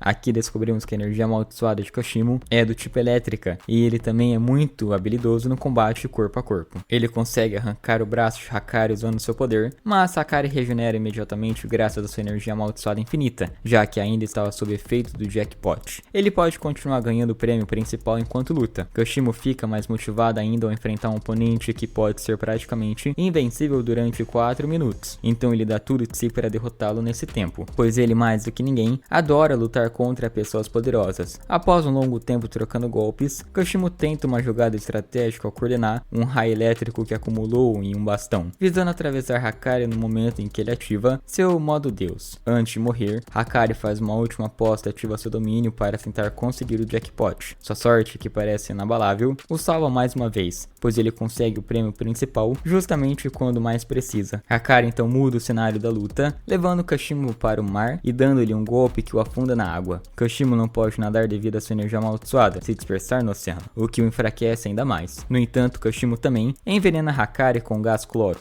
esperando derrotá-lo ou enfraquecer a sua regeneração. Ambos continuam a lutar no fundo do mar, tentando resistir mais do que o outro. No fim, Kashimo fica sem energia amaldiçoada e Hakari dá o golpe final, saindo vitorioso da batalha. Após a luta, Hakari e Kashimo conversam. Kashimo revela que não usou a sua técnica principal, pois ela só pode ser utilizada uma vez na vida, e ele planejava usar contra Sukuna. Hakari recruta Kashimo como aliado e discute com Momo sobre quais regras adicionar agora que ele tinha mais pontos. Enquanto isso, no clã Kamo Kinjo, ele havia tomado o controle da família Noritoshi, eliminando todos os dissidentes para garantir que os seus planos não fossem arruinados. Pouco a pouco, ele começa a dominar o mundo político da magia amaldiçoada. Já exilado, Noritoshi se junta a Maki para ajudá-la em sua missão e estava com ela quando se encontrou com o espírito amaldiçoado de Naoya, que retornou em forma de ficha ninja, já que foi morto sem usar a sua energia amaldiçoada. Noritoshi e Maki cooperam para lutar contra a Naoya, mas devido à sua natureza de maldição especial, ele começa a usar sua projeção para ferir Maki em uma velocidade nunca antes vista, aparentemente derrotando ela. Porém, Maki só estava temporariamente fora do combate, pois ela precisava de 5 minutos para se recuperar. Ela pede a Noritoshi para ganhar tempo, enquanto ela se reagrupa. Durante a batalha entre Kami e Naoya, duas figuras misteriosas aparecem. Uma delas é Hagani, um reencarnado obcecado por katanas, e a outra é Rokujuji, um lutador de sumo que busca um oponente digno para satisfazer sua falta de desafios. Hagani consegue pegar a katana de Maki e usá-la contra Naoya, ferindo ele. Roku, por sua vez, começa a treinar Maki, ensinando-a a ver além dos 5 sentidos. Maki passa a lutar de maneira mais aprimorada, quase como mestre, e começa a se aproximar do nível do verdadeiro Toji Fushiguro. Naoya, sentindo-se superado, ativa seu domínio com a intenção de matar Maki, mas não conseguirá, pois ela se tornou imune aos efeitos de qualquer domínio, já que a sua energia amaldiçoada estava completamente esgotada, tornando-a invisível aos olhos de quem executa o domínio. O domínio aqui também revela que a espada de Maki é uma réplica exata da espada que libera almas, cujo efeito é ignorar a dureza de qualquer coisa para cortar diretamente a alma. Maki parte Naoya em 2, demonstrando assim que finalmente havia alcançado o nível de Toji. Depois voltamos para Tóquio, onde Megumi e Hana se encontram em um hotel. Essa última é a portadora do anjo, o personagem que Tengen lhes havia recomendado encontrar. Ela lhe diz que seu plano era eliminar todos os feiticeiros reencarnados, especialmente um cujo apelido é O Caído, a quem Sukuna responde, dizendo a Yuji que ele estava falando sobre ele. Nesse ponto voltamos ao passado, mais precisamente a fevereiro de 2018. Vemos como Kenjaku visita o presidente dos Estados Unidos e revela toda a verdade sobre o mundo de Jujutsu Kaisen. No início, os americanos não acreditam nele, mas após verem o que as maldições podem fazer, mudam de ideia. Começam a ver isso como uma oportunidade para obter energia ilimitada. Kenjaku os anima a ir ao Japão em novembro, pois para então o selo de Satoru Gojo estará em vigor e muitos feiticeiros estarão reunidos em um só lugar. Assim será fácil para eles invadir e sequestrar alguns para realizar experimentos. Yuki e Tengen, que ainda estavam no santuário, começam a conversar sobre o passado, mas a conversa é interrompida por Kenjaku,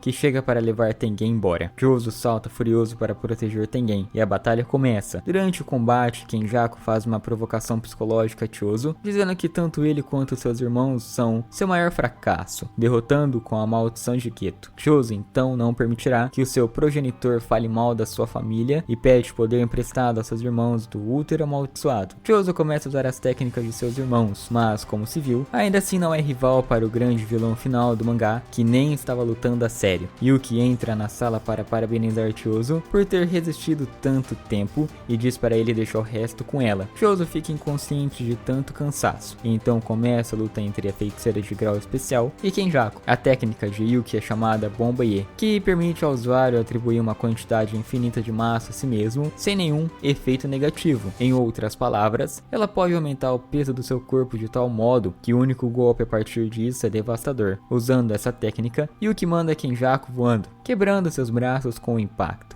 Pela primeira vez, Kenjaku se sente ameaçado e ativa seu domínio para se defender de Yuki. Tengen estava esperando esse momento para expandir o seu domínio, já que estava dentro da sua barreira e ele pensava que poderia anular Kenjaku, mas se enganou. O domínio de Kenjaku é semelhante ao de Sukuna e ocorre no ar, por isso Tengen não podia anulá-lo. Kenjaku demonstra a grande experiência que adquiriu durante os últimos 1000 anos e destrói a barreira de Tengen junto com o corpo de Yuki. Chozo tenta proteger Yuki de seu pai, mas Kenjaku manda o chão para o ar, ativando a técnica amaldiçoada da gravidade. Yuki aproveita que o vilão já usou muitas técnicas para se aproximar e pressioná-lo, já que nem ele conseguia se recuperar tão rápido após gastar tanta energia. No entanto, Kenjaku já havia descoberto a fraqueza da técnica de Yuki. Apesar do poder de aumentar a massa do seu corpo, ela não pode aumentar a densidade, o que a torna vulnerável a ataques. Yuki usa o resto da sua energia amaldiçoada para criar um buraco negro que começa a sugar tudo ao seu redor, incluindo ela mesma. Kenjaku, Tengen e Chozo se transportam para longe para não serem envolvidos na técnica, mas o vilão parece estar acabado. No entanto, Kenjaku ainda está vivo, pois usou a técnica de Shibuya Dori, uma técnica que lhe permitiu escapar justamente devido à antigravidade. Isso foi um grande truque do roteiro. Tengen então se rende ao poder do roteiro e Kenjaku se despede dele, chamando de velho amigo. Algumas horas antes, as tropas americanas chegaram à zona de Tóquio e se infiltraram na barreira para sequestrar feiticeiros. Nessa parte fica claro que Kenjaku havia armado uma armadilha para os americanos. Ele nunca quis que os americanos americanos sequestrassem japoneses, mas sim trazê-los para o jogo da Bat, com o intuito de matar todos. Isso ocorre porque, quando uma pessoa morre, ela libera muita energia. Hana reúne o poder que precisa para fungir com Tengen e executar o seu plano. Lembre-se de que, no passado, ela foi salva por Satoru e pelo Megumi, por isso ela tinha muito carinho por Megumi. Já Anjo, por outro lado, era uma história à parte.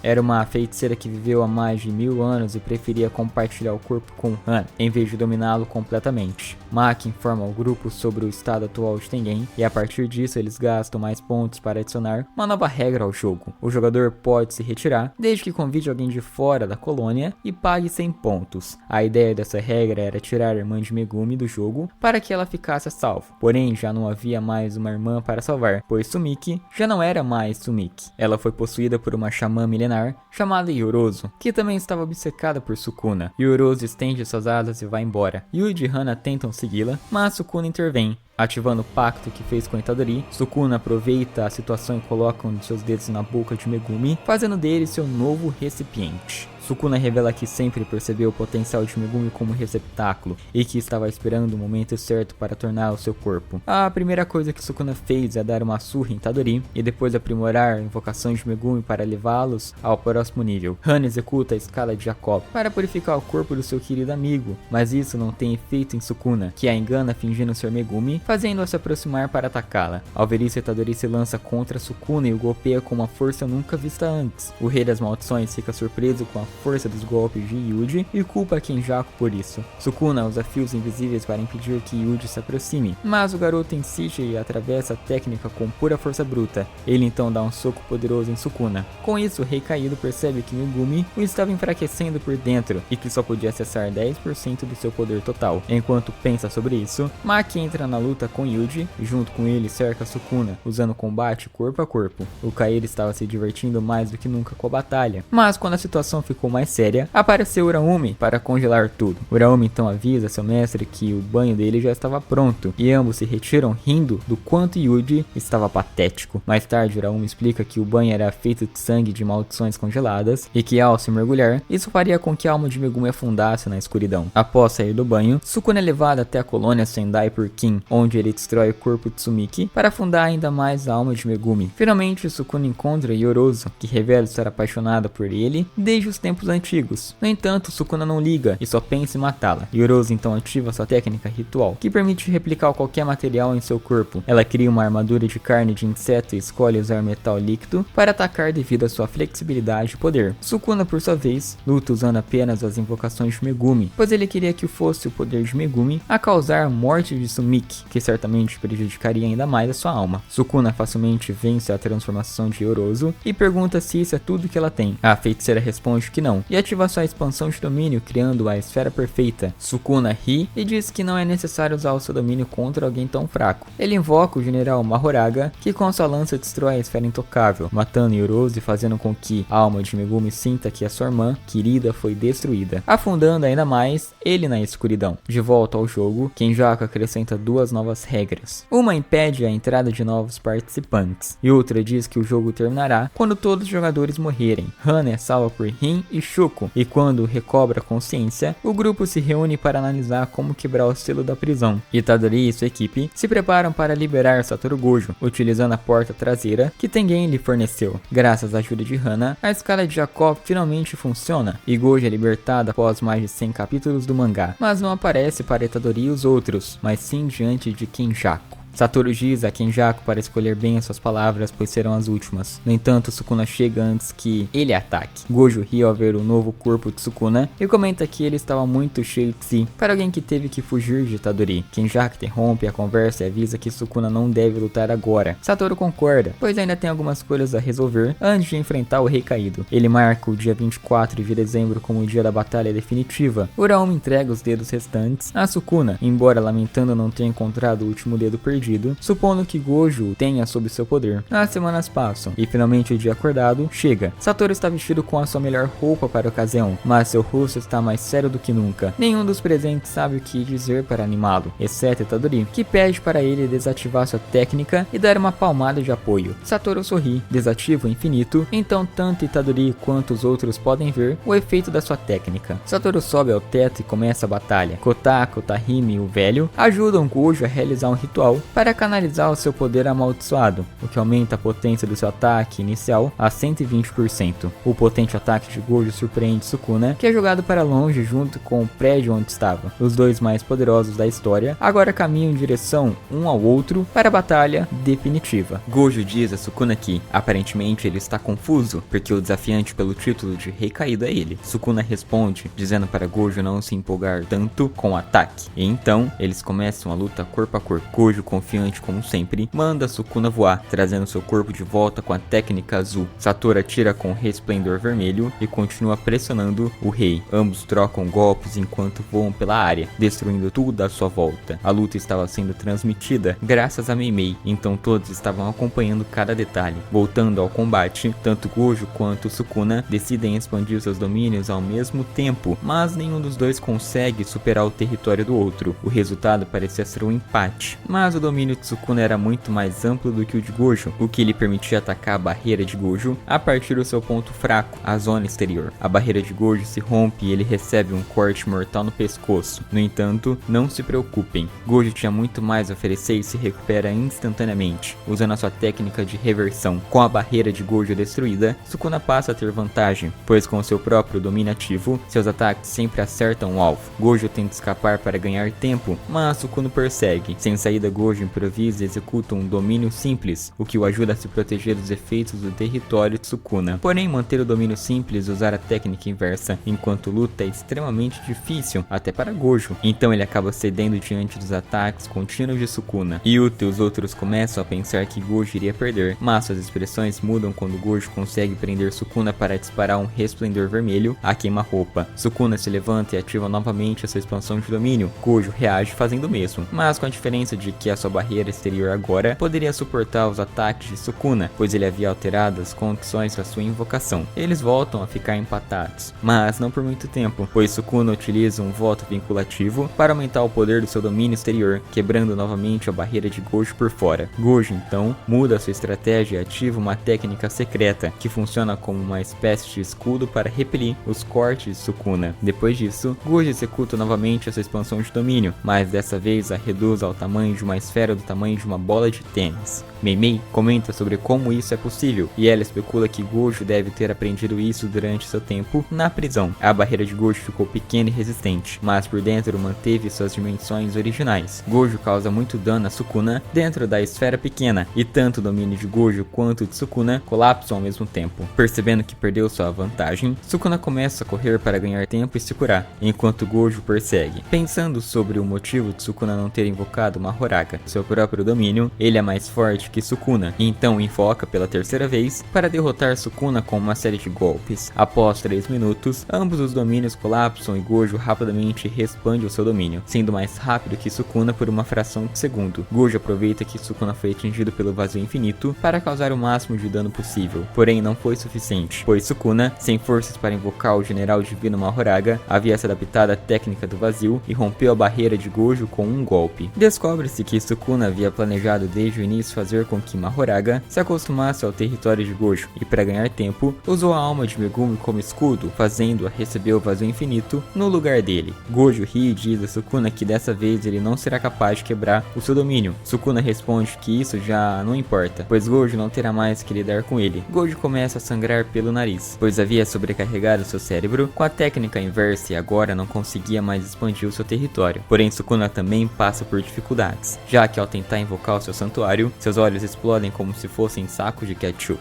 Gojo ri novamente e diz a Sukuna que chegou o momento de ele se mostrar para os seus alunos, que estavam assistindo a batalha. Então, Gojo avança e começa a golpear Sukuna. A luta para decidir quem é o feiticeiro mais poderoso da história continua. Sukuna e Gojo continuam trocando golpes simultaneamente, até que a roda de Mahoraga começa a girar, indicando que ele estava se adaptando à maldição de Gojo. Com 3 voltas a mais, a adaptação seria concluída. Gojo diz que, para evitar isso, ele precisa derrotar Sukuna antes que seu general esteja pronto, e arrisca tudo para tentar matar o inimigo nos próximos minutos, atacando Sukuna com a sua técnica vermelho de curta distância. Sukuna reduz o dano usando seu poder de manipulação e depois se diverte zombando do seu rival por ter falhado. Gojo então explica que a técnica vermelho que foi lançada não explodiu. A seguir, a técnica explode completamente nas costas de Sukuna. Satoru aproveita o momento para golpear com toda a sua força e lança um brilho negro, deixando o Rei das Maldições à beira da morte. Mas só à beira, pois segundos depois o artefato de Mahoraga realiza a última volta e o general aparece para cortar Gojo com a sua espada. Satoru começa a considerar pela primeira vez a possibilidade de perder, já que suas feridas estão demorando mais para cicatrizar e seu cérebro está sobrecarregado devido ao uso constante do ritual inverso e do domínio ao mesmo tempo. A batalha se torna então um 2 contra 1, onde Mahoraga mantém Gojo ocupado, enquanto Sukuna se recupera dos danos causados pelo brilho negro. Sukuna realiza outra invocação para reverter a batalha a seu favor. A besta Quimera, um Shikigami defensivo, cuja função é proteger o seu invocador. Satoru continua atacando com a sua técnica vermelho, tentando destruir Mahoraga, mas o dano causado diminui progressivamente, já que parece que o processo de adaptação de Mahoraga é gradual. Diante disso, Gojo pensa que não tem mais escolha a não ser usar sua técnica mais poderosa, o vazio roxo. Satoru utiliza seu azul para criar uma bola de energia que atrai tudo ao seu redor. Esta esfera acaba com a vida de Mahoraga. Sukuna percebe que não sentia tanta pressão há mais de 1000 anos. Gojo lança a técnica vermelho em direção à esfera azul, que está se aproximando lentamente. Sukuna ordena a Mahoraga que destrua a esfera azul, mas Satoru impede isso golpeando o general. Sukuna tenta destruir vermelho antes da colisão, mas Gojo impede com mais um aumento de poder, fortalecendo a esfera azul com um encantamento. Agora mais poderosa, a esfera consegue atrair e consumir a energia de Sukuna. Satoru continua recitando as palavras finais do seu encantamento e finalmente completa a técnica com as palavras vazio roxo. A imensa onda de energia destrói tudo ao redor, cobrindo uma grande parte do distrito de Shibuya. Mahoraga cai derrotado, enquanto Sukuna fica gravemente ferido. Gojo acaba saindo apenas levemente ferido, já que apesar de ter sido atingido pela explosão, seu próprio poder reduz o dano. Tanto os feiticeiros quanto Gojo comemoram a vitória, já que o Rei das Maldições parecia acabado, mas infelizmente não era assim. Sukuna havia cortado Satoru ao meio antes que ele percebesse. O Rei das Maldições usou os dados da adaptação de Mahoraga para entender o funcionamento do infinito de Gojo. Com isso, Sukuna foi capaz de cortar até a própria realidade, derrotando Gojo. Sukuna parabeniza pelo grande combate e diz que nunca o esquecerá.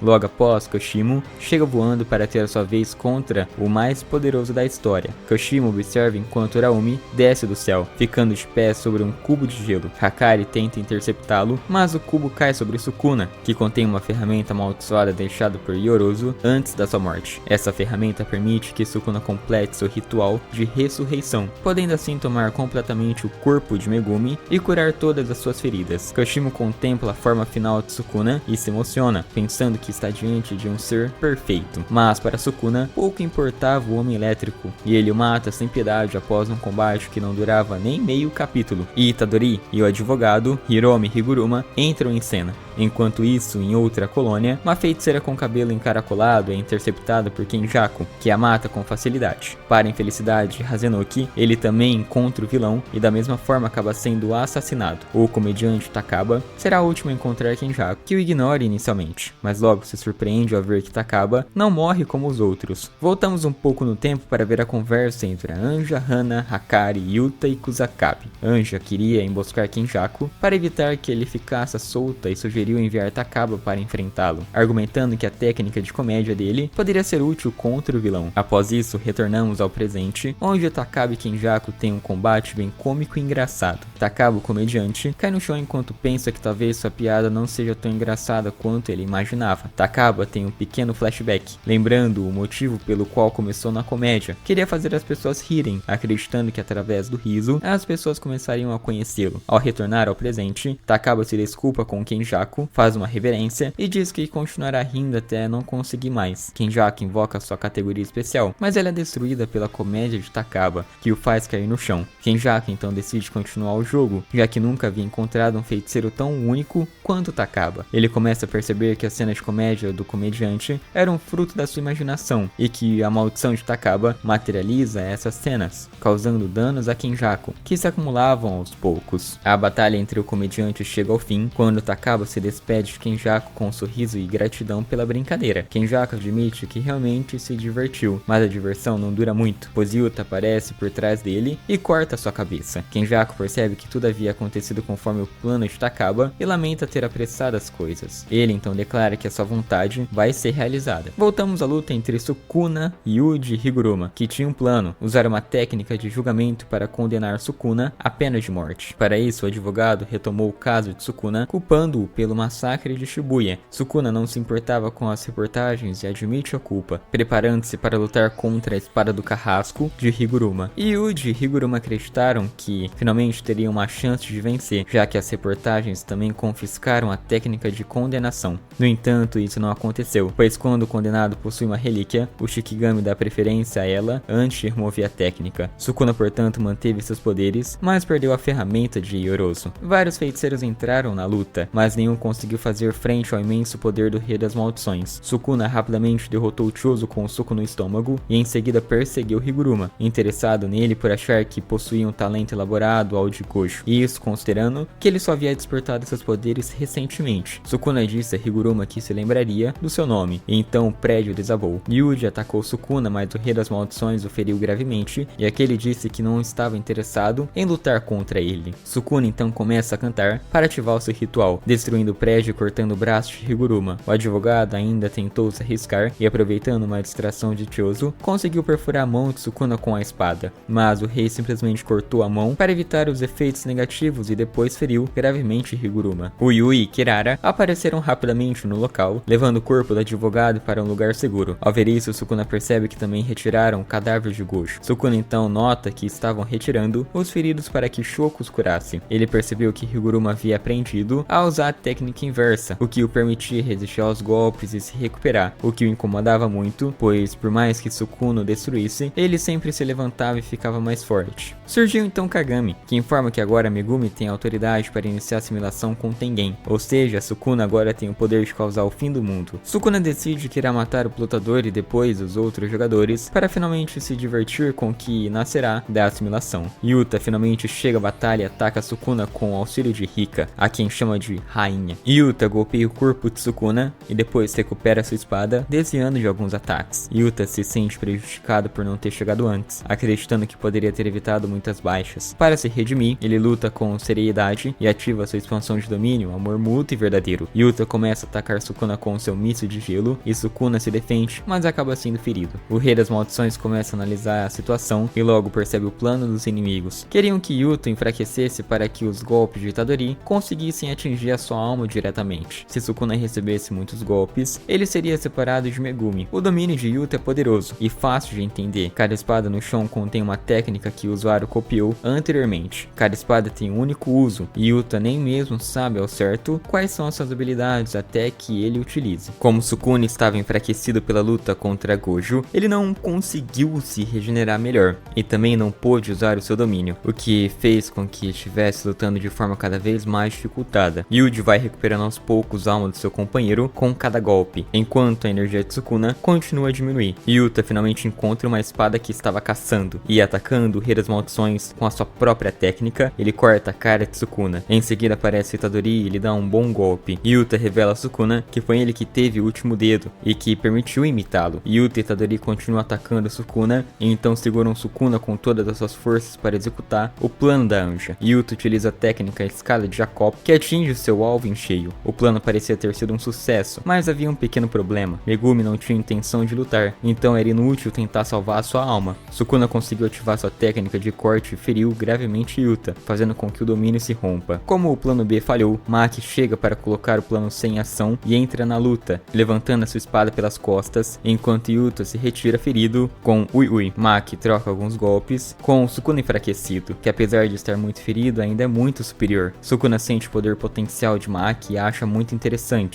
interessante a força que ela ganha com a restrição divina. Ele decidiu testar sua força contra o poder da feiticeira e chega mandando um flash negro, mandando ela para longe. Kusakabe é o último homem de pé no campo, mas nem ele acreditou que podia fazer algo e acabou sendo derrotado como os outros. O Yui chega para levar o corpo de Kusakabe, mas Sukuna está cansado da situação e começa a pensar em como matá-lo. De repente aparece Miguel para salvar o jovem, acompanhado de Laro. Eles analisam a situação. Sukuna não pode usar o seu domínio domínio, nem se curar muito, além de ter perdido o braço inferior esquerdo e o seu coração estar funcionando parcialmente. Lauro utiliza a técnica das mãos gigantes para agarrá-lo e lançá-lo contra a parede. Sukuna tenta se defender, lançando cortes em ambos, mas ele consegue se esquivar utilizando os passos proibidos da sua técnica ritual. Miguel ataca Sukuna, com a dança ele dá alguns golpes sem sofrer dano. Itadori cai do teto e distrai Sukuna o suficiente para que Maki corte seu segundo braço esquerdo, impedindo de usar os selos de mão ou a técnica inversa. No entanto, Sukuna já tem um plano para se recuperar. Ele usa vários flashes negros consecutivos para restaurar sua capacidade de cura, como fez contra Gojo na luta deles. O grupo teme que Sukuna recuperou sua técnica inversa, e então Itadori e Maki Chozo atacam Sukuna, mas ele consegue se libertar. Maki o alcança, mas Sukuna manda contra a parede. Não demora muito, pois ele usa um terceiro flash negro. Chozo chega e usa sua técnica supernova, mas Sukuna consegue esquivar e mandar Chozo de volta para o útero amaldiçoado da sua mãe.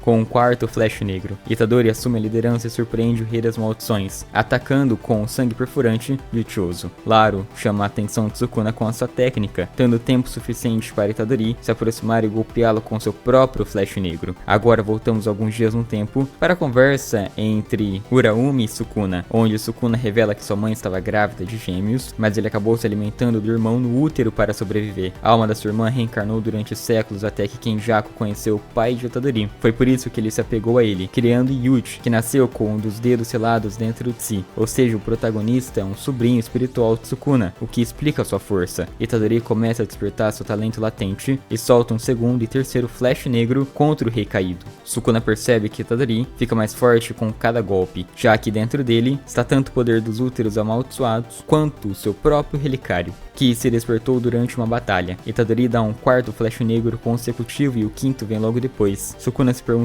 se o plano de Gojo era derrotá-lo com esses ataques, e realmente o plano de Gojo estava funcionando. Itadori dispara o sexto flash negro com a mão direita e em seguida crava o sétimo nas costas de Sukuna. A alma de Megumi começa a ser afetada pelos flashes negros de Itadori, o que faz com que Sukuna não consiga recuperar o desempenho da sua técnica inversa. No entanto, ele conseguiu recuperar sua expansão de domínio e sem hesitar ativa seu santuário. Itadori se prepara para usar o domínio simples, que aprendeu com Kusakabe, para se defender, permanecendo firme e esperando que Sukuna se canse, já que ele sabia que estava muito enfraquecido para continuar. O domínio de Sukuna tem uma duração limitada de 99 segundos, após o qual ele colapsa. Durante esse tempo, Sukuna executa sua técnica mais poderosa, que cria uma onda de choque de alta temperatura. No final do combate, Chozo usa suas últimas forças para proteger o seu irmão, e Itadori, agradecendo por ter sido parte da sua família, o chama de irmão mais velho. Antes de morrer, Sukuna dá uma última olhada para ver que tudo estava em ruínas no campo de batalha. Nesse momento, o grande best friend de Itadori, Aoi Todo, aparece e informa ao seu irmão de outra mãe que todos foram transportados para um local seguro antes do ataque final de Sukuna. Itadori confia nas palavras de Aoi Todo e se prepara para enfrentar o seu tio, que está debilitado devido aos efeitos do uso do domínio. Em seguida, Aoi Todo substitui sua mão por um instrumento de percussão, com o qual ele consegue utilizar sua técnica Bugyugi. Itadori e Aoi Todo lutam contra Sukuna, usando essa técnica para dar golpes certeiros. A cada aplauso, ele recua rapidamente, tentando prever o momento exato para fazer a troca, mas Sukuna, ao perceber isso, acaba caindo em uma armadilha. No momento em que Sukuna ativava sua técnica final, Itadori conseguia atacá-lo com outro flash negro, tentando atingir o seu coração. No entanto, ambos são interrompidos por Satoru Gojo, que explica a situação e revela o que havia acontecido. Gojo, que estava morto até então, retorna à ação e Itadori questiona o que aconteceu. Satoru então explica que a situação foi uma preparação de contingência para tomar o corpo de Gojo, e que devido a ele ter absorvido as técnicas de Kenjaku, ele poderia usar a transferência de corpos, isso mesmo, o Yuta. Apesar do risco envolvido, Yuta Okkotsu exigiu a derrota de Sukuna e decidiu arriscar tudo e insistiu que deveria seguir o plano. Gojo, após hesitar, concorda em ajudar. O combate continua e tanto Sukuna quanto Yuta ativam suas expansões de domínio. O santuário colide com o vazio infinito, criando uma grande esfera de energia que ambos lutam intensamente. Embora Yuta tenha uma vantagem, ele ainda não domina completamente o uso do corpo de Gojo, e as técnicas do vazio infinito são extremamente complicadas. Aproveitando-se da situação, Sukuna começa a lançar uma série de golpes, até que finalmente consegue reunir a energia necessária para usar sua técnica mais poderosa. Ele consegue atingir Yuta, causando um impacto devastador na batalha. Graças à gravação com a voz de Toji, que havia ordenado a Sukuna que parasse, a pequena esfera que constitui o domínio de Sukuna explode e a sua cama de ferro voa pelos ares. Sukuna fica fica gravemente ferido, enquanto Itadori e Yuta avançam para continuar pressionando. Yuta perde a capacidade de mover o corpo de Gojo devido ao uso excessivo de energia e já não consegue mover um único dedo. Aproveitando isso, Sukuna lança um flash negro que destrói a barreira, quebrando seu instrumento. Contudo, ele ainda é capaz de utilizar a técnica e então utiliza os fragmentos da barreira de Yuta para transportar constantemente Itadori, que golpeia Sukuna com um soco muito mais forte do que o habitual, pois ele fez um voto vinculativo que limita seus ataques a tentar separar a alma de Megumi. Isso faz com que Sukuna vomite alguns dos seus dedos, mas ele os engole novamente, como se fosse um animal. Enquanto isso, Todo usa seu poder novamente e traz Hana para o campo de batalha, que lança uma escada de Jakó em sua máxima potência contra Sukuna. Sukuna começa a saltar entre as pedras enquanto ignora os danos que recebe, e quando atinge Hana, ele a ataca com um flash negro. No entanto, Todo se coloca à frente de Hana e recebe todo o dano no lugar dela. Itadori persegue Sukuna pelos ares e o lança violentamente contra o chão. Graças ao último ataque, Sukuna finalmente recupera a técnica inversa, o que lhe permite voar e ter 4 braços. Ele os usa para obter vantagem sobre Todo e Itadori. Itadori se lembra como Satoru Gojo sempre lhe dizia que a melhor técnica de um feiticeiro é o domínio, pois dentro dele os ataques sempre atingem o alvo. Por isso, Itadori se concentra e executa sua primeira expansão de domínio, técnica que havia aprendido durante seu treinamento com Kusakabe. Itadori então leva Sukuna a seu próprio sentimento, mostrando-lhe algumas memórias da sua infância, momentos em que ele compartilhou com as pessoas que amava. Sukuna, irritado, pergunta por que Itadori lhe mostra tudo aquilo, e ele responde que é porque sente pena dele. Itadori confessa que pode matá-lo a qualquer momento, mas prefere dar-lhe uma chance de mudar, se devolver Megumi e voltar ao seu corpo como antes. Nesse momento, Sukuna se enfurece ainda mais e diz que matará todas as pessoas que Itadori ama. Enquanto isso, Itadori ouve a alma de Megumi, que se desculpa por ser tão fraco e afirma que só queria criar um mundo sem maldições, onde sua irmã pudesse viver de forma segura. Voltando à luta, Itadori continua atacando Sukuna com tudo que tem, enquanto Sukuna apenas consegue se defender com a sua cesta de Vime, para evitar que Itadori separe sua alma da de Megumi. Sukuna percebe que Itadori está sem 2 dedos e então se dá conta de que Yuta o enganou. Na verdade, Yuta não havia comido o dedo de Sukuna para copiar a técnica, mas sim um dedo de Itadori, que também possuía esse poder dentro de si. O verdadeiro último dedo de Sukuna estava sendo guardado por Yuta e o velho, e eles estavam pensando em entregá-la no Bara para que ela o atacasse com seu ritual de ressonância via Bluetooth, o que paralisa Sukuna por completo. Itadori então diz a Sukuna que chegou a hora de acabar com seu reinado e o atinge. Nesse momento nos transportamos para dentro da alma de Megumi, onde Sukuna lhe pergunta por que ele quer continuar vivendo em um mundo sem a sua irmã. Megumi responde que deve estar desesperado para vir falar com ele pessoalmente, então declara que quer viver porque muitas pessoas estão esperando ele lá fora. Itadori atinge Sukuna tão forte que ele começa a se desprender do corpo de Megumi, se tornando uma entidade sem forma. Itadori lhe pergunta se ele pensou bem sobre a sua proposta, já que Sukuna pode continuar vivendo em seu corpo desde que não cause mais danos. Sukuna parabeniza por ser fiel aos seus ideais até o final e reconhece que ele é uma pessoa muito forte, mas decide rejeitar a oferta de Itadori. Ele se despede dizendo que sempre será uma maldição. Algumas horas depois, Megumi acorda em uma cama e ao olhar ao redor, vê Itadori e Nobara dentro de uma caixa, se preparando para surpreendê-lo. Os 3 alunos de Gojo saem para sentar do lado de fora e conversar. Itadori tira 2 cartas que Shoko lhe havia dado, cartas escritas por Satoru para cada um deles. A carta de Nobara dizia onde estava sua mãe e o que ela fazia, enquanto a de Megumi mostrava algumas lembranças de Gojo. Nos próximos capítulos, ficamos sabendo o que aconteceu com alguns personagens após a última batalha. Yuta retorna ao seu corpo original, graças a Rika, e o advogado segue vivo. Os estrangeiros que chegaram para ajudar também sobreviveram. Kusakabe se torna o novo chefe da escola. Megumi e Shoko visitam o túmulo da sua irmã, comentam que gostariam de ter enterrado também Geto e Gojo. Maki conversa com alguns encarnados e se pergunta o que acontecerá com eles. Charles começa a desenhar mangá novamente. Takaba finalmente encontra uma parceira para suas refeições, alguém que curiosamente se parece muito com Kinjaku, ou na verdade com Geto. Hanami e Anja se reúnem com Megumi. Ele pede desculpas por ter arrancado o braço de Megumi e promete ser o braço que ele precisa para sua nova vida. Hana se emociona, pensando que ele estava propondo o casamento, mas Megumi abandona o local sem dar muita atenção. Galera, o resumo vai ficando por aqui. Eu, de coração, espero que vocês tenham curtido, hein? Deixa o like, se inscreve e por favor comenta aqui embaixo qual outro resumo a gente tem que trazer, fechou? Não se esqueçam que o Pix do canal vai estar aqui na descrição, se você quiser contribuir, é claro. Tamo junto, galera. Vou ficando por aqui. Até a próxima. Fui, falou!